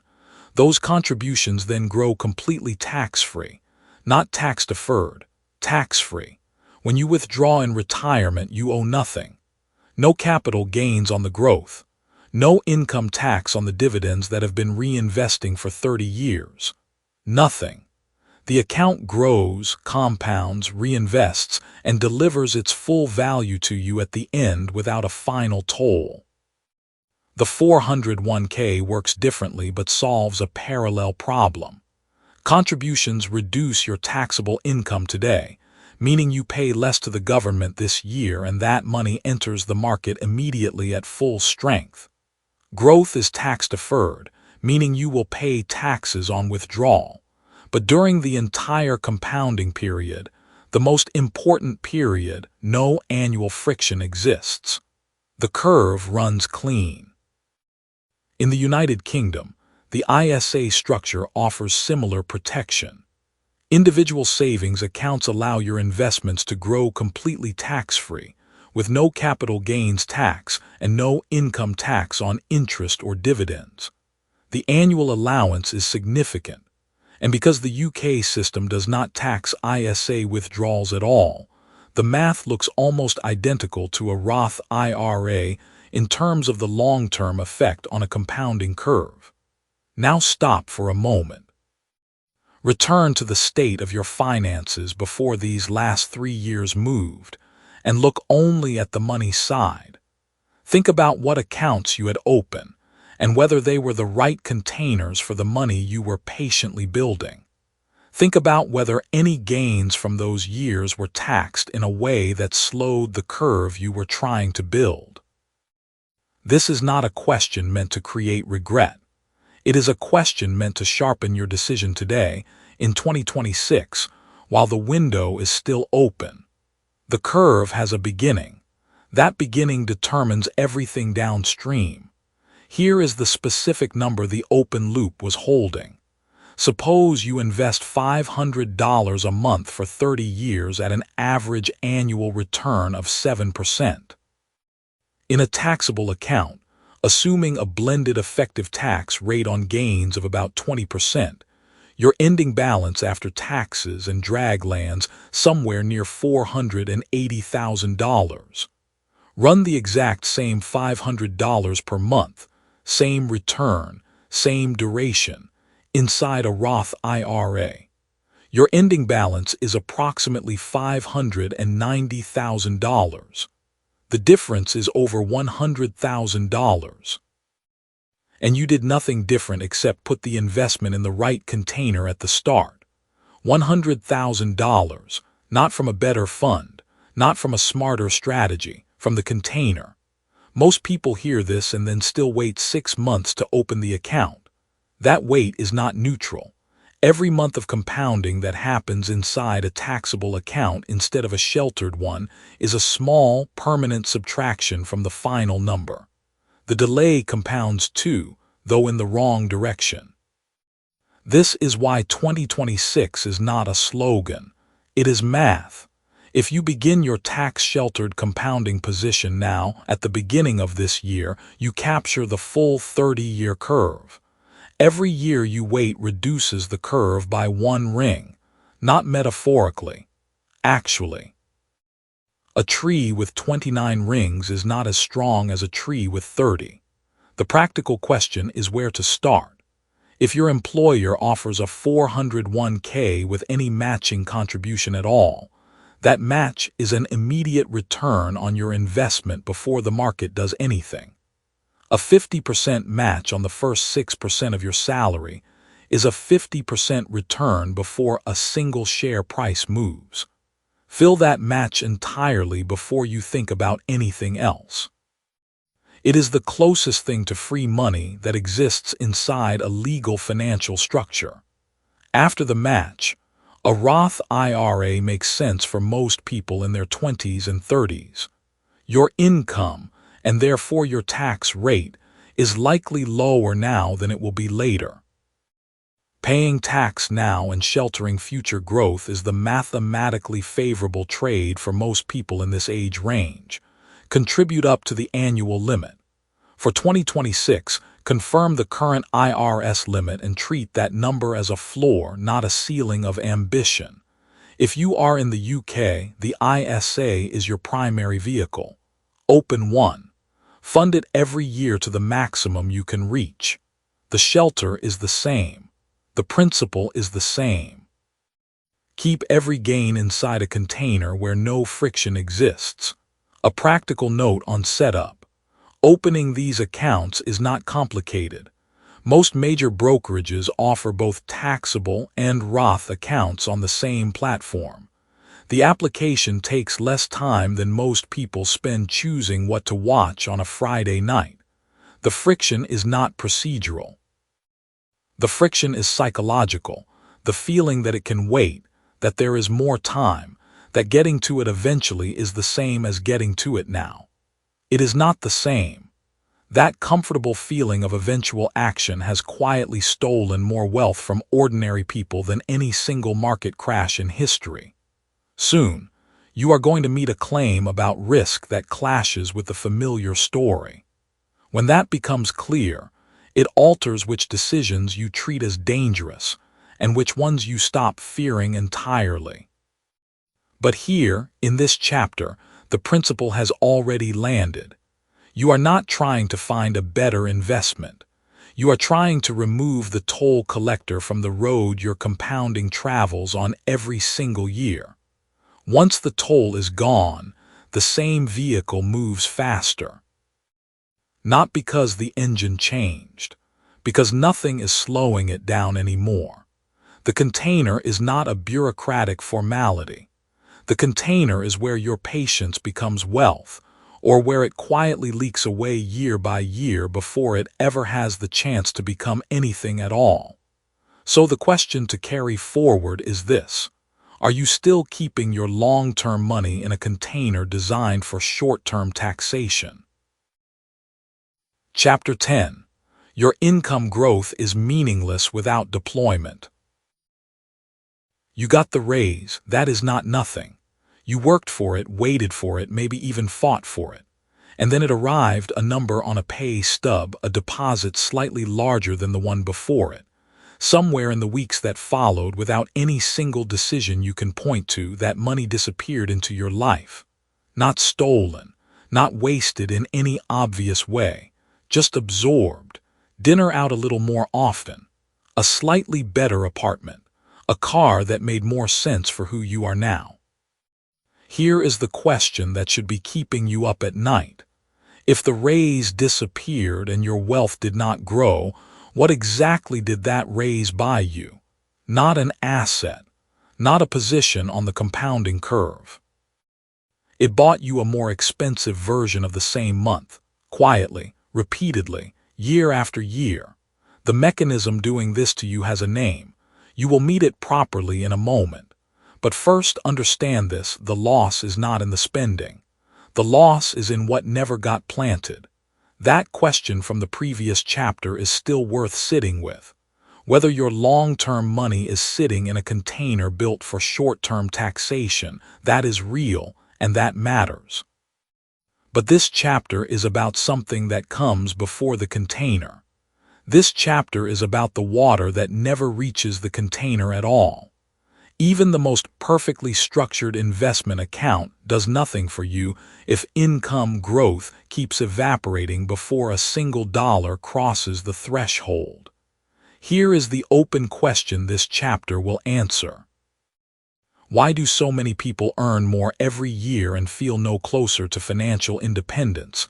And why does the math say that pattern, left uncorrected through 2026, becomes extraordinarily difficult to reverse?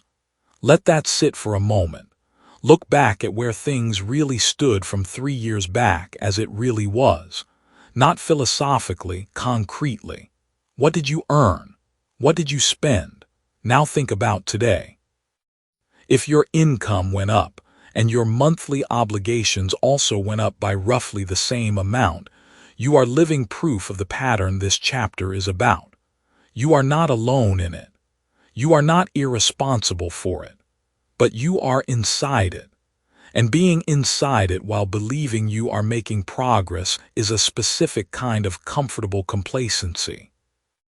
It has quietly stolen more wealth from ordinary people in their 20s and early 30s than any market crash, any recession, any economic shock that ever made the headlines. Her name was Camille. She was 31, working in logistics management in a mid-sized city, and by almost any external measure, she was doing well. In 4 years, she had received 3 raises, moving from $52,000 a year to $78,000. Each raise felt like a step forward. Each raise was followed by a logical upgrade. A bigger apartment after the first one because her old commute was brutal. A better car after the second because the old one was costing her in repairs.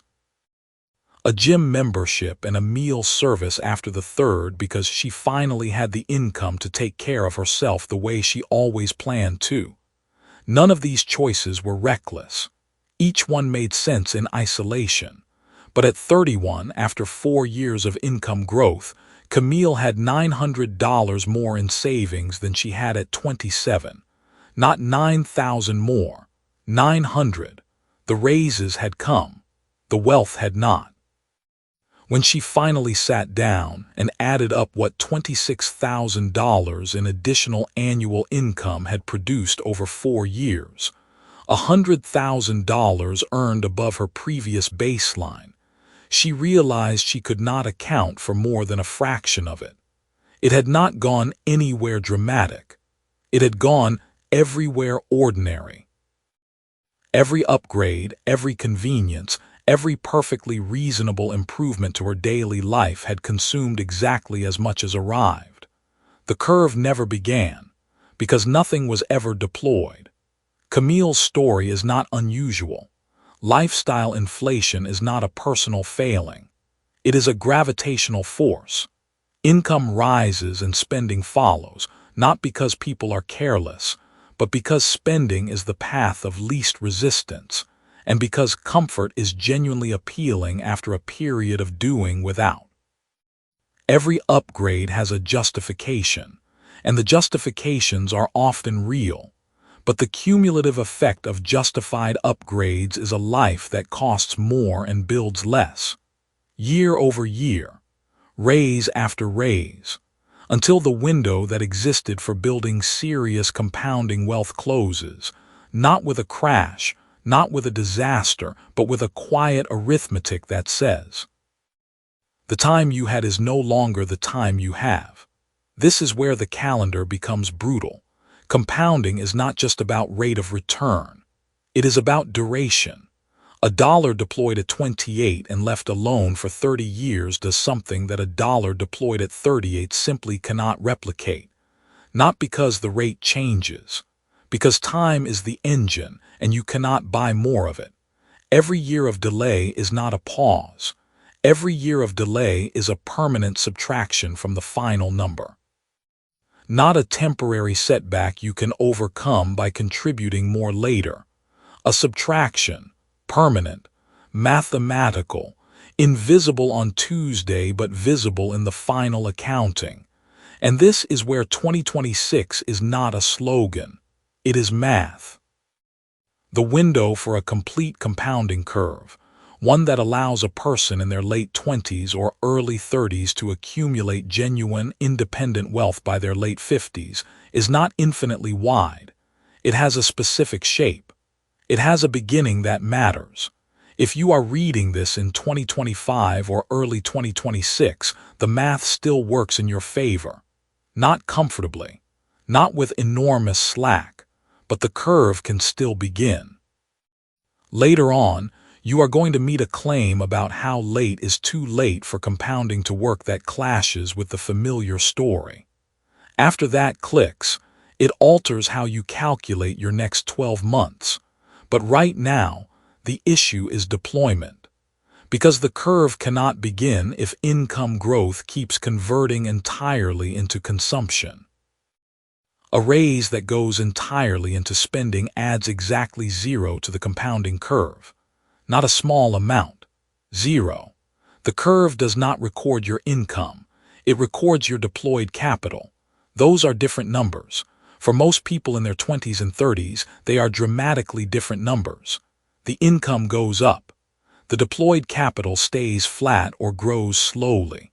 And the gap between what you earn and what you deploy is the exact size of the opportunity you are quietly surrendering.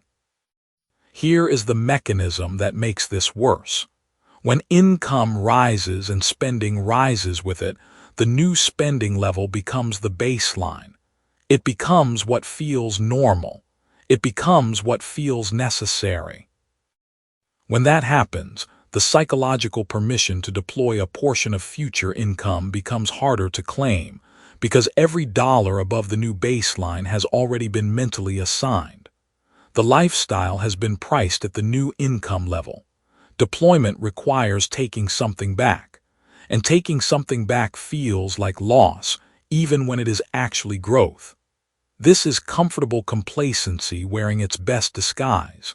It does not look like laziness. It does not feel like avoidance. It feels like living your life. It feels like finally arriving at the version of daily existence you worked hard to reach. But comfort and compounding are not natural allies. One expands in the present. One builds in the future. You have to choose, at least partially, how to divide the new money between them. That choice, that single allocation decision made every time income rises, is the hinge point this whole chapter turns on. What does deployment actually look like in practice? Not in abstract terms, but in the kind of specific, real-feeling detail that makes the principle stick. When Camille finally understood what had happened, she did not cut her lifestyle dramatically. She did not move to a smaller apartment or sell her car. She made one rule. Every future income increase, every raise, every bonus, every uptick in any form would be split. Half to lifestyle, half to deployment, not complicated, not extreme. A simple division of new money applied consistently. The lifestyle still grew, but so did the deployed capital. The curve finally began. Half of new money, that is not a sacrifice, that is a redirect. The lifestyle does not shrink. It grows more slowly. And in exchange for that slower growth, you purchase something that the lifestyle version of you, the one who converted every raise into a nicer month, never owned. You purchase duration on the compounding curve. You cannot go back and plant seeds that were not planted. That is the irreversibility that runs through every chapter of this book. The seed in the ground, the curve that has a beginning, these ideas keep returning because the mathematics underneath them keep returning. A year when capital was not deployed is not recoverable. You can deploy more later. You can earn more later. But the time that capital would have been working is gone, permanently subtracted. That is not pessimism. That is arithmetic. So you come to the real question this chapter was always building toward. When your next income increase arrives this month, next quarter, whenever it comes, what percentage of it will actually cross the threshold into deployed, compounding capital? Not eventually. Not once you sort out the other things. The next one. The specific one coming. The invisible mechanism that has been draining your compounding potential is not market volatility or inflation or interest rates or any of the forces that make financial news. It is the gap between income growth and deployment, and that gap is entirely within your control. No market can close it for you. No raise is large enough to solve it by itself. Only the allocation decision closes it. Income is a river. Wealth is what you dam. The next chapter will show you exactly how to calculate the deployment number that belongs in your specific situation. Not a formula borrowed from someone else's income and timeline, but the number that makes sense for where you are standing right now. Chapter 11. After 2026, the curve belongs to someone else. Waiting to invest is not caution. That sounds like the kind of thing someone says to pressure you into a bad decision before you are ready. It is not. It is a precise observation about what actually happens to money that sits still while time moves forward. The money does not simply wait with you. The opportunity does not pause. The curve that was supposed to carry your wealth forward for the next 20 years does not hold your spot. It fills with someone else. That is the part nobody tells you clearly enough. The capital does not disappear. It compounds. It just compounds for a different person. So the question this chapter is asking is not whether you should act. You already know you should. The question is who is standing on your side of the curve right now while you think about it. You calculated your deployment number in the last chapter, or maybe you are still sitting with it, turning it over, looking for a reason it does not quite fit. That hesitation is understandable, but there is something specific happening on the other side of that hesitation, and you need to see it clearly before you make another move. Here is what the other side looks like. Return to where things really stood from 3 years back, as it really was. The version of you that existed then, the account balance you had, the things you told yourself you would start when the moment felt more certain. That version made a decision by not deciding. And now 3 years later, you can feel exactly what that cost. Not in regret exactly, but in a kind of quiet arithmetic. The math of what did not happen. That is the open question this chapter will answer. Not just what you lost by waiting, but who found it instead. Marcus was 31 when his older brother sat him down at a kitchen table in Cincinnati with a legal pad and a pen. His brother drew a single curved line rising from left to right. He pointed to a spot near the bottom left of the curve and said, "This is where you are right now." Then he pointed to a spot slightly further along the same curve and said, "This is where you will be in 2 years if you keep doing what you are doing." Then he pointed to the top right of the curve, the steep part, the part that bends upward almost vertically, and said nothing. Just tapped it twice with the pen. Marcus understood. He had heard the concept before. He said, "I know about compounding." His brother looked at him for a moment and then drew a second curve on the same page, starting from a slightly later point on the horizontal axis. Same shape, same ultimate potential slope, but shifted, offset by exactly 2 years. He placed his finger at the point on the second curve that corresponded to the same future year, the year where Marcus might retire, and the gap between the two curves at that single point was enormous. Same rate of return, same monthly contribution, 2 years of delay, 2 rings missing from the trunk. Marcus looked at the number. He did not say anything. His brother capped the pen and said, "That gap does not belong to nobody. Someone is filling it right now." That sentence sat in Marcus's chest for the rest of the evening. He started the following Monday. The money that should have been Marcus's for 2 years had been someone else's for 2 years. It did not evaporate. It moved. It compounded inside another account, attached to another person's future, building another person's version of the retirement Marcus wanted. This is the transfer nobody sees. It is invisible because it never appears on your bank statement as a withdrawal. Nothing goes out. You simply never receive what was, mathematically speaking, available to you. This is the nature of a compounding curve. It does not punish you. It does not take. It simply moves forward without you, and when it does, someone else is on it. Who is that person? Statistically, the person who enters the market in your place is not dramatically different from you. They did not go to a better school. They did not inherit a fortune. They did not discover a secret. They simply entered earlier, or they entered at the exact moment you paused. They were at a kitchen table or a lunch break, or reading something that made the cost of delay suddenly visible. And then they moved. By 2046, that person's position is not slightly better than yours. It is categorically different, not because they were smarter or braver, but because 20 years of compounding at a modest rate produces outcomes that defy the way the human brain intuitively calculates growth. Your brain reads growth as linear. Compounding is not linear. It is a curve that steepens over time. That means the early years are not the boring years. They are the foundational years.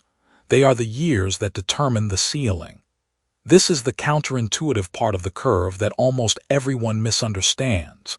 The dramatic returns you imagine seeing in your late 50s or early 60s are not produced by what you do in your late 50s or early 60s. They are produced by what you do right now. The final decade of a compounding curve is mostly built in its first 5 years, which means 2026 is not a beginning. It is a foundation, and foundations are poured once. Let that land for a moment. What it means is that 2027 is not just 1 year later. It is one foundation missing, and every year after that is one more ring that will never appear in the trunk, no matter how long the tree eventually grows. There is a myth this book has been tracking since the first chapter. It does not have a dramatic name. It does not announce itself. It simply sits in the back of your mind and says, there is still time. There will always be another year. The market will have another entry point. You can start when things are more stable, when your income is higher, when you have more clarity about the direction. This myth is not malicious. It sounds like wisdom. It sounds like the voice of someone who does not want to see you rush into something poorly. But follow that voice across 20 years and look where it leads. It leads to a 60-year-old version of you sitting across from a financial advisor, looking at a number that should have been 3 times larger and hearing a gentle explanation of how much better things would have looked if you had started just a few years earlier. This is not a scare tactic. It is arithmetic. Now here is the hope, and it is real. You are still reading this. You are still in the window. The curve has not closed. 2026 still represents what earlier chapters established, a moment where the economic conditions, the available instruments, and the compounding timeline align in a way that is measurably more favorable than what follows. You are not late. You are at the last viable station before the train changes its route.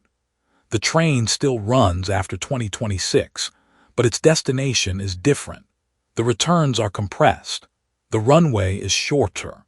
The curve that a 28-year-old can ride beginning in 2026 and a 28-year-old can ride beginning in 2030 are not the same curve.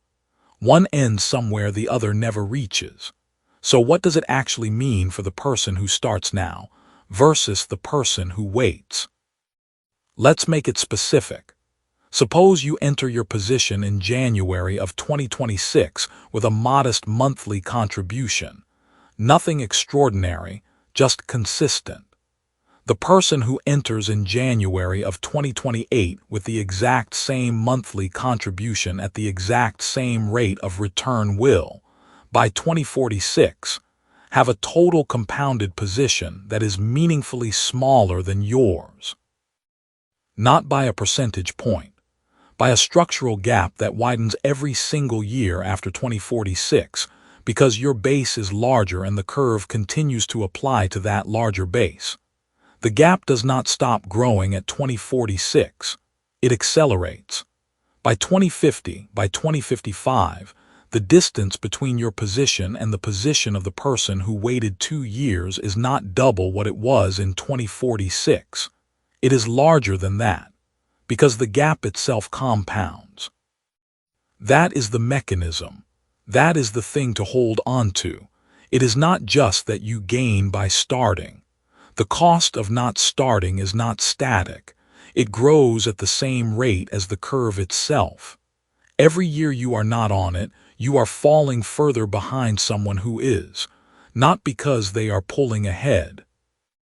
Because the math of it is multiplicative, not additive. Theo started late, as you know if you have been reading from the beginning. His delay was not catastrophic by ordinary measures. He missed a few years. He told himself he needed to understand the system better before he committed. He told himself the timing was uncertain. These were reasonable thoughts. And then he started, and his curve began. And it will compound forward from the point he entered, building real and lasting wealth. That part of his story is good. But there is a second person in Theo's story who does not have a name in this book. That person entered the exact year Theo paused.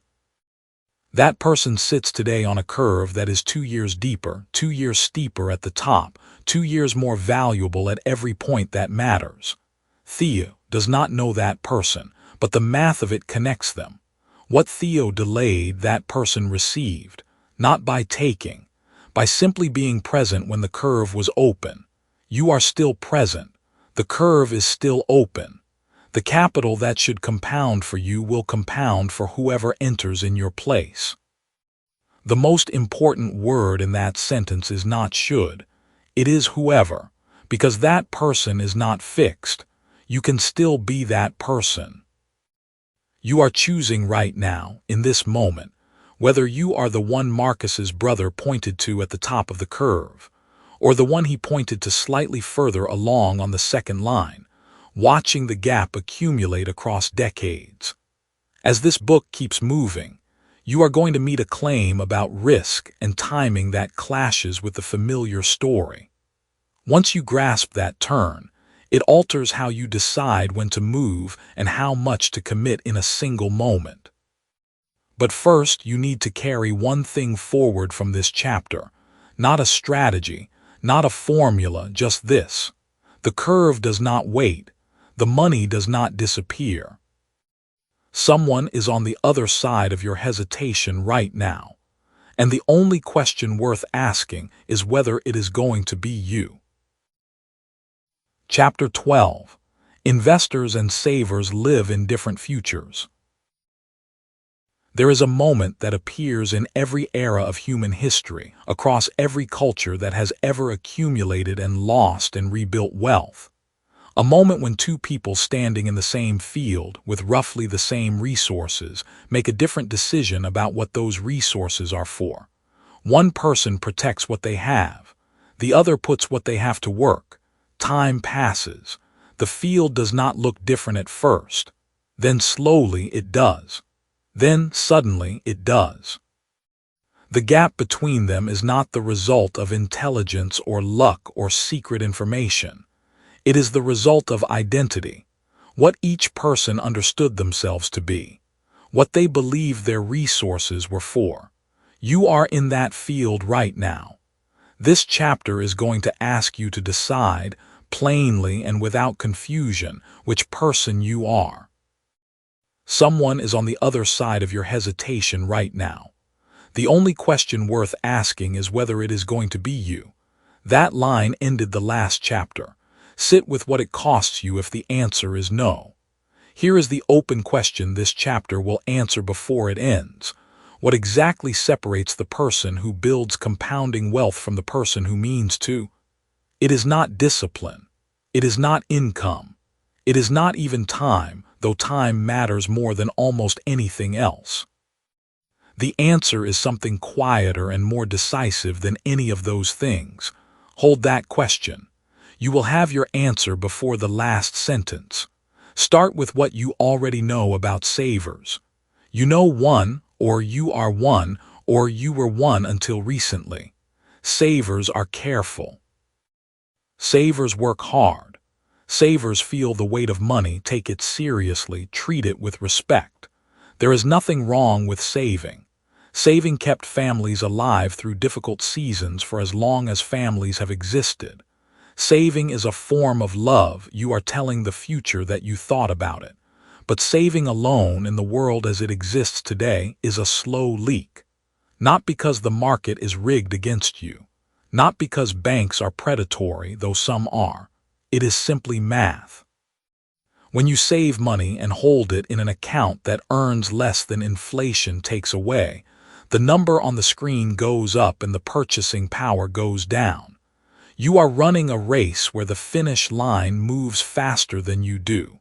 You feel productive. The account grows. And yet each year, without a single mistake on your part, you fall slightly further behind the cost of the life you are saving toward. That is the tension no one tells you clearly enough. Picture where things really stood from 3 years back as it really was. What you earned, what you saved, what you believed 3 years of careful saving would produce by now. Look at where you actually are. If the gap between what you expected and what compounded feels smaller than it should, the math above is why. Not your effort. Not your values. The structure you were using. Now here is the difference. And it is a difference you can feel before you can explain it. Meet Priya. She was 26 years old, working a coordination job at a logistics company in a mid-sized city. She earned a salary that covered her rent and left her about $300 a month she could call discretionary. She had a savings account with $4,000 in it. She called it her safety net, and she was proud of it, because getting to $4,000 had taken longer than she wanted to admit. One afternoon, a colleague mentioned that she had started putting $150 a month into a low-cost index fund. Priya asked how much she had made so far. The colleague shrugged. Not much yet. Maybe $60 in 3 years. Priya laughed quietly to herself. $60 for 3 years of risk. What Priya missed was not the $60. What Priya missed was that her colleague had become someone different. The colleague now checked financial news with personal interest. She noticed economic conditions the way someone notices weather when they have a garden. She thought about her future self with a kind of specificity that non-investors rarely access. Her money was small. Her identity had already shifted. An identity, once shifted, does not tend to shift back. That is the first truth about investor identity. It does not wait for the money to be large. It arrives the moment you decide that future you deserves present action. Read that again. Future you deserves present action, not future action. Not action when the time feels right and the market looks favorable and the account balance reaches some round number you have decided is the threshold for seriousness. Present action, Because every dollar you deploy today does not just earn returns. It votes. It casts a vote for a version of your future that takes you seriously. Savers believe in a future that will be safe if they are careful enough now. Investors believe in a future that will be built by what they do now. The saver defers to the future. The investor builds toward it. The difference between those two beliefs is not philosophy. It is outcome. Over 20 years, it is the difference between having money and having options. Over 30 years, it is the difference between retiring when you choose and retiring when you must.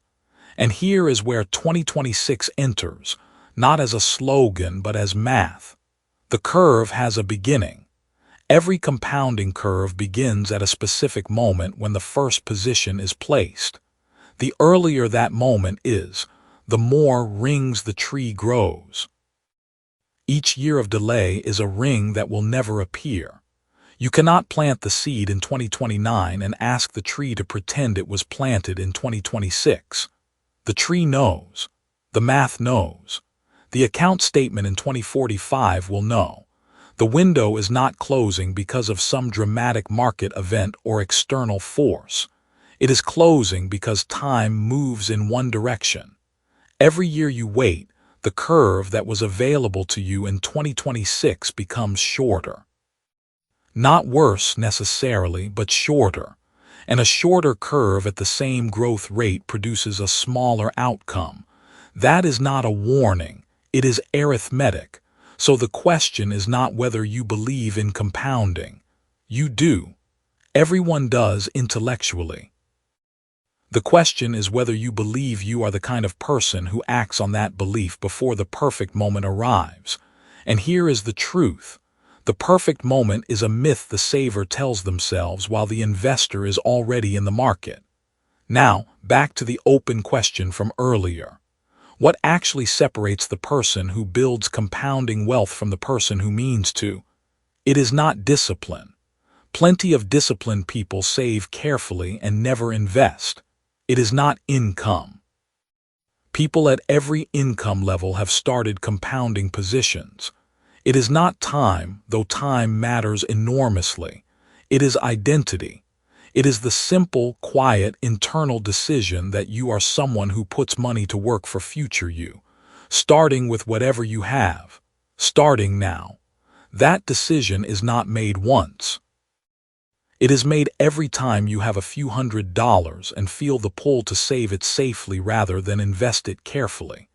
It is made every time you open a financial app and ask not just what the balance is, but what the balance is doing. It is made every time you choose to understand one more thing about how growth works rather than leaving it to some future version of yourself who will supposedly have more time. You are choosing a future tonight, not metaphorically, concretely. The choice you make about your identity before you sleep determines what actions feel natural to you tomorrow. And the actions that feel natural to you tomorrow will determine where the curve begins. The investor identity is not about being comfortable with risk. Risk tolerance is a detail. Identity is the foundation. The investor simply believes in a place that is not performative and not anxious, that the future is worth building today. That future you, who will live with the outcome of every choice present you makes, deserves the effort of present action. Savers and investors do not live in different income brackets. They live in different futures. The question the next chapter answers is this. Once you have planted the seed, how do you make sure you do not pull it out of the ground before the roots have had time to hold? Chapter 13. Count the rings you still have left. You have been waiting for a feeling. Not a date, not a number, not a market signal. A feeling. The feeling that the moment is right, that you are ready, that the timing finally makes sense. And while you have been waiting for that feeling, time has not been waiting for you. That is not a judgment. It is just the plainest description of what has happened. The question sitting quietly underneath all of it is this. How many rings have already formed on other people's trees while yours is still a seed in your pocket? That question is not meant to sting. It is meant to sharpen something. This chapter is not about what you have missed. It is about what is still there to claim, and exactly how much of it depends on one single decision made before the window closes. The rings you cannot go back and add are gone, but the rings still ahead of you are real. They are waiting, and they will form only if the tree is in the ground to receive them. Hold that image. We are going to return to it, revisit where things really stood from 3 years back as it really was. Not in the abstract, actually picture it. The apartment, the job, the account balance, the version of yourself sitting at a table or lying awake in the dark running numbers that did not quite work. 3 years have passed. What grew in that time? What compounded? If the honest answer is not much, that answer is more useful than any strategy you could have learned. It tells you exactly what the cost of waiting looks like in your own life, denominated in your own years. This is the part most people skip. They hear the word compounding and they think about someone else's story, some abstract figure who started at 22 and woke up wealthy at 50. They never apply the math to the specific years they personally have already spent. But you have spent years. Real ones. And each of those years either added a ring to your tree or it did not. A tree does not lie. Cut it open and count. Each ring is 1 year of growth, 1 year where conditions were right, where the tree received what it needed, where something permanent was added to its structure. A ring, once absent, cannot be inserted later. You cannot go back to 1989 and add a ring to a tree that was not yet planted. The tree planted in 1989 has 35 rings now. The tree planted in 2010 has 15. And the tree still sitting in your hand has 0. That is not a metaphor. That is the exact shape of every compounding account ever opened or not opened on any specific day in history. The rings are years. The years are real. And the math does not forgive the gap, it simply records it. Here is a man named Desmond. He heard this exact framing when he was 31 years old, sitting in a break room at a logistics company, eating lunch at a table by himself, listening to something on his phone. He had been meaning to open an investment account for 4 years.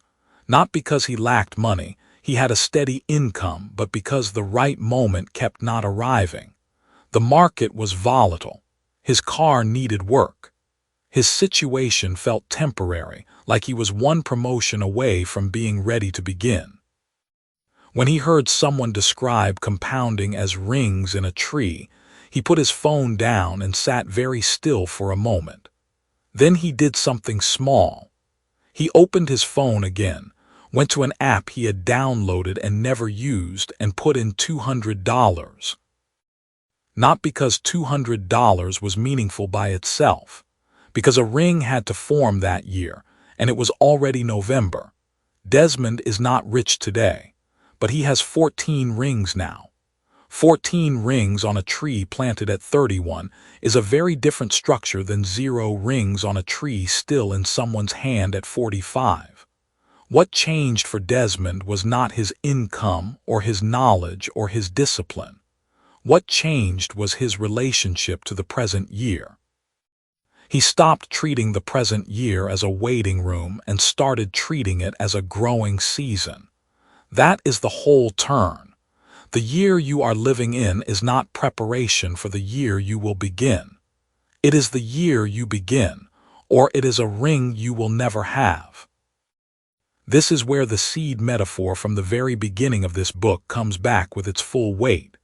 You were told early on that a seed in your hand is not a tree, that the potential inside it is silent until the conditions are met: soil, time, water, and most of all, the irreversible act of planting. A seed held long enough is just a seed. But a seed placed in the ground this year starts forming its first ring this year. And the tree that has its first ring in 2026 will have a ring for every year that follows, stacking silently, building the kind of structure that takes decades to see clearly but begins in a single afternoon. The open loop from the start of this chapter closes here. How many rings have already formed on other people's trees while yours is still in your pocket? The answer is more than you want to count, but that number is finished growing. It stops the moment you plant. From this point forward, the count is yours to make. Every single year you stay in the ground, you get a ring. Every year, without exception. The math does not care whether you feel ready. It cares only whether the tree is there to receive the season. This is the identity shift the chapter title is pointing toward.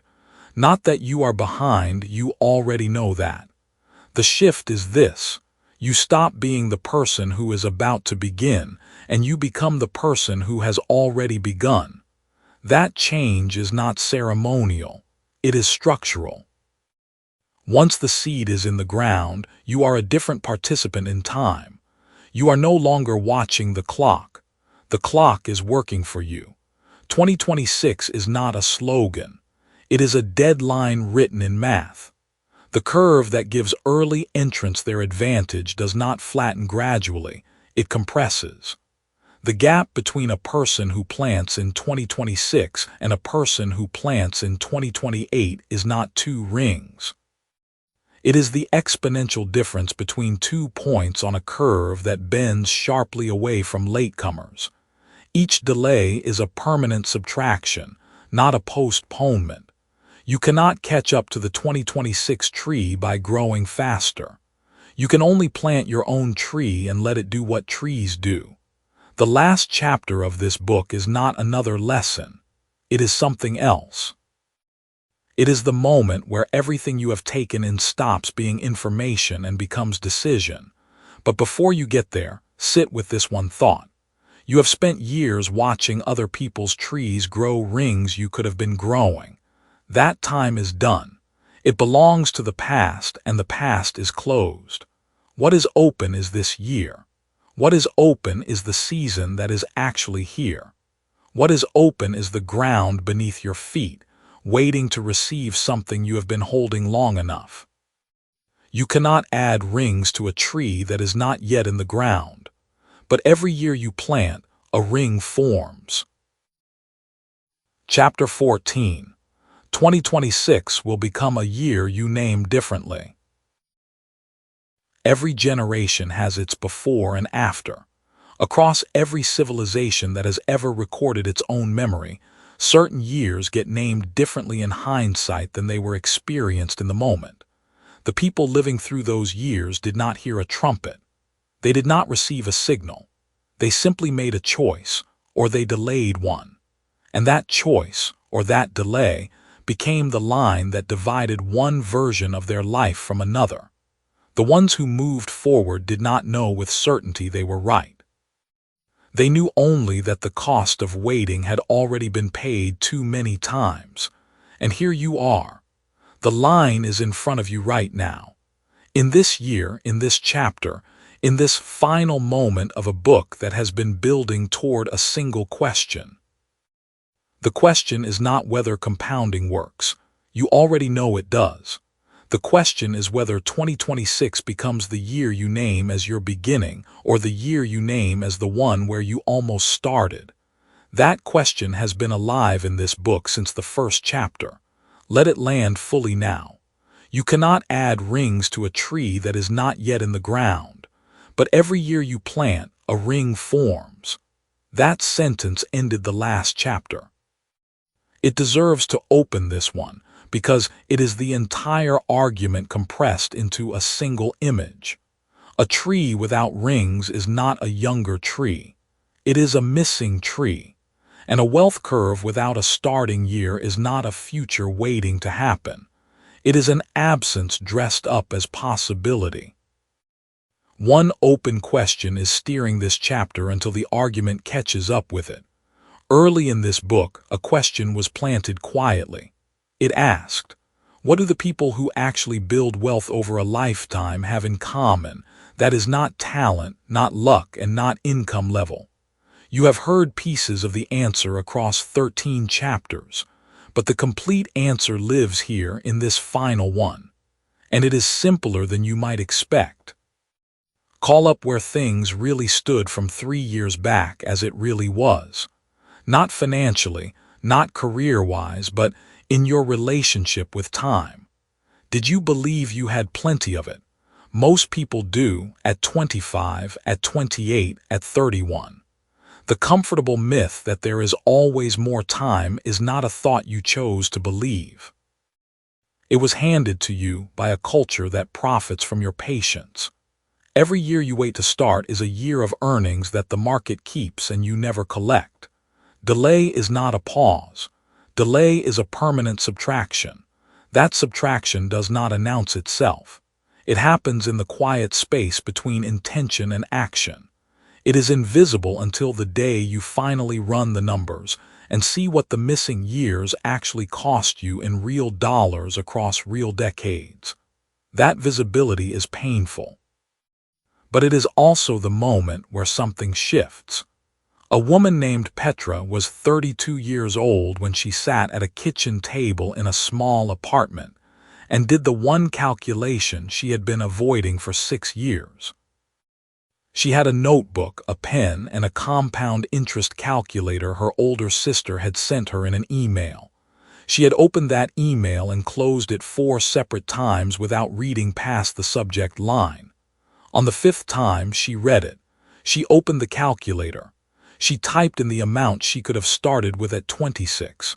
She entered the annual return. She pressed the button. The number that appeared on the screen was not dramatic. It was simply real. It was the precise dollar figure of 6 years of delay. She stared at it for a long time.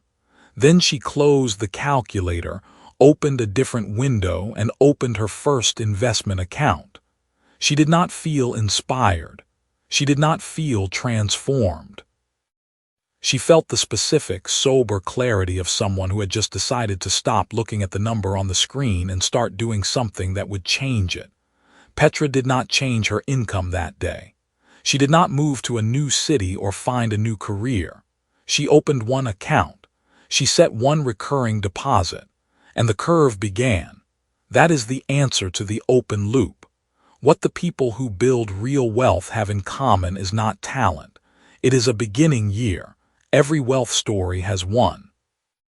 The story does not start at the peak. It does not start when everything is certain, or when the timing feels perfect, or when someone gives them permission. It starts with a single, concrete, unremarkable act that creates a position. And from that position, the years do the work that no amount of intention ever could. 2026 is not a slogan. It is math. The math of where rates are, where access to compounding vehicles sits, where the structural window for a complete 30-year curve intersects with the conditions of this specific financial era. Every chapter in this book has walked through a different dimension of that math. And now you are at the end of the walk, standing at the edge where the information stops and the decision begins. This is the part where most people nod. They feel the weight of the argument. They agree with it privately.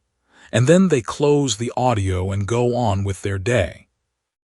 6 months later, they are in the same position, telling themselves that this time they will really start, that they just need to get a few things in order first, that they will absolutely begin in the spring, or after the holidays, or once that one thing at work settles down. Do not do that. The comfortable myth that there is always more time has quietly stolen more wealth from ordinary people than any market crash, any recession, any external catastrophe. It does not feel like theft because nothing is taken from your account. The theft happens in the future, in the compounding that never occurs, in the rings that never form on the tree that was never planted. You are holding the seed right now. You have been holding it since chapter 1. The question this book has been moving toward is not a complicated one. It is this: when you are 45 years old and you look back at this year, what will you call it? Will you call it the year you started? Will you call it the year the curve began? Or will you call it the year you knew, the year you had everything you needed, the year the window was open and the argument was clear, and you listened to the whole thing, and then waited for a better moment that did not arrive? Both versions of 2026 are available to you right now. One of them requires an action that takes less than 20 minutes. Open one account before this audio ends. Not next week. Not after you research the perfect platform for the next 45 days. One account. One recurring deposit, however small it is, because the curve has a beginning, and the beginning is not a plan. It is a position. You cannot compound a plan. You can only compound a position. And a position begins the moment you create one. You are not late, but the window is specific and it is not permanent. This book has told you exactly why. The conditions that make 2026 the last viable entry point for a complete wealth curve are not predictions or opinions. They are the product of rates, timelines, and compounding math that does not negotiate with good intentions. Here is what you deserve to know as this book closes. The people who will look back at 2026 as their beginning year will not remember it as dramatic. They will remember it as quiet. They will remember that they made a small, concrete move that felt almost too simple to matter. And then time did what time does to money that is already in the ground. The beginning is always quiet. The rings form anyway. Start now, and 2026 becomes the year your wealth story names itself.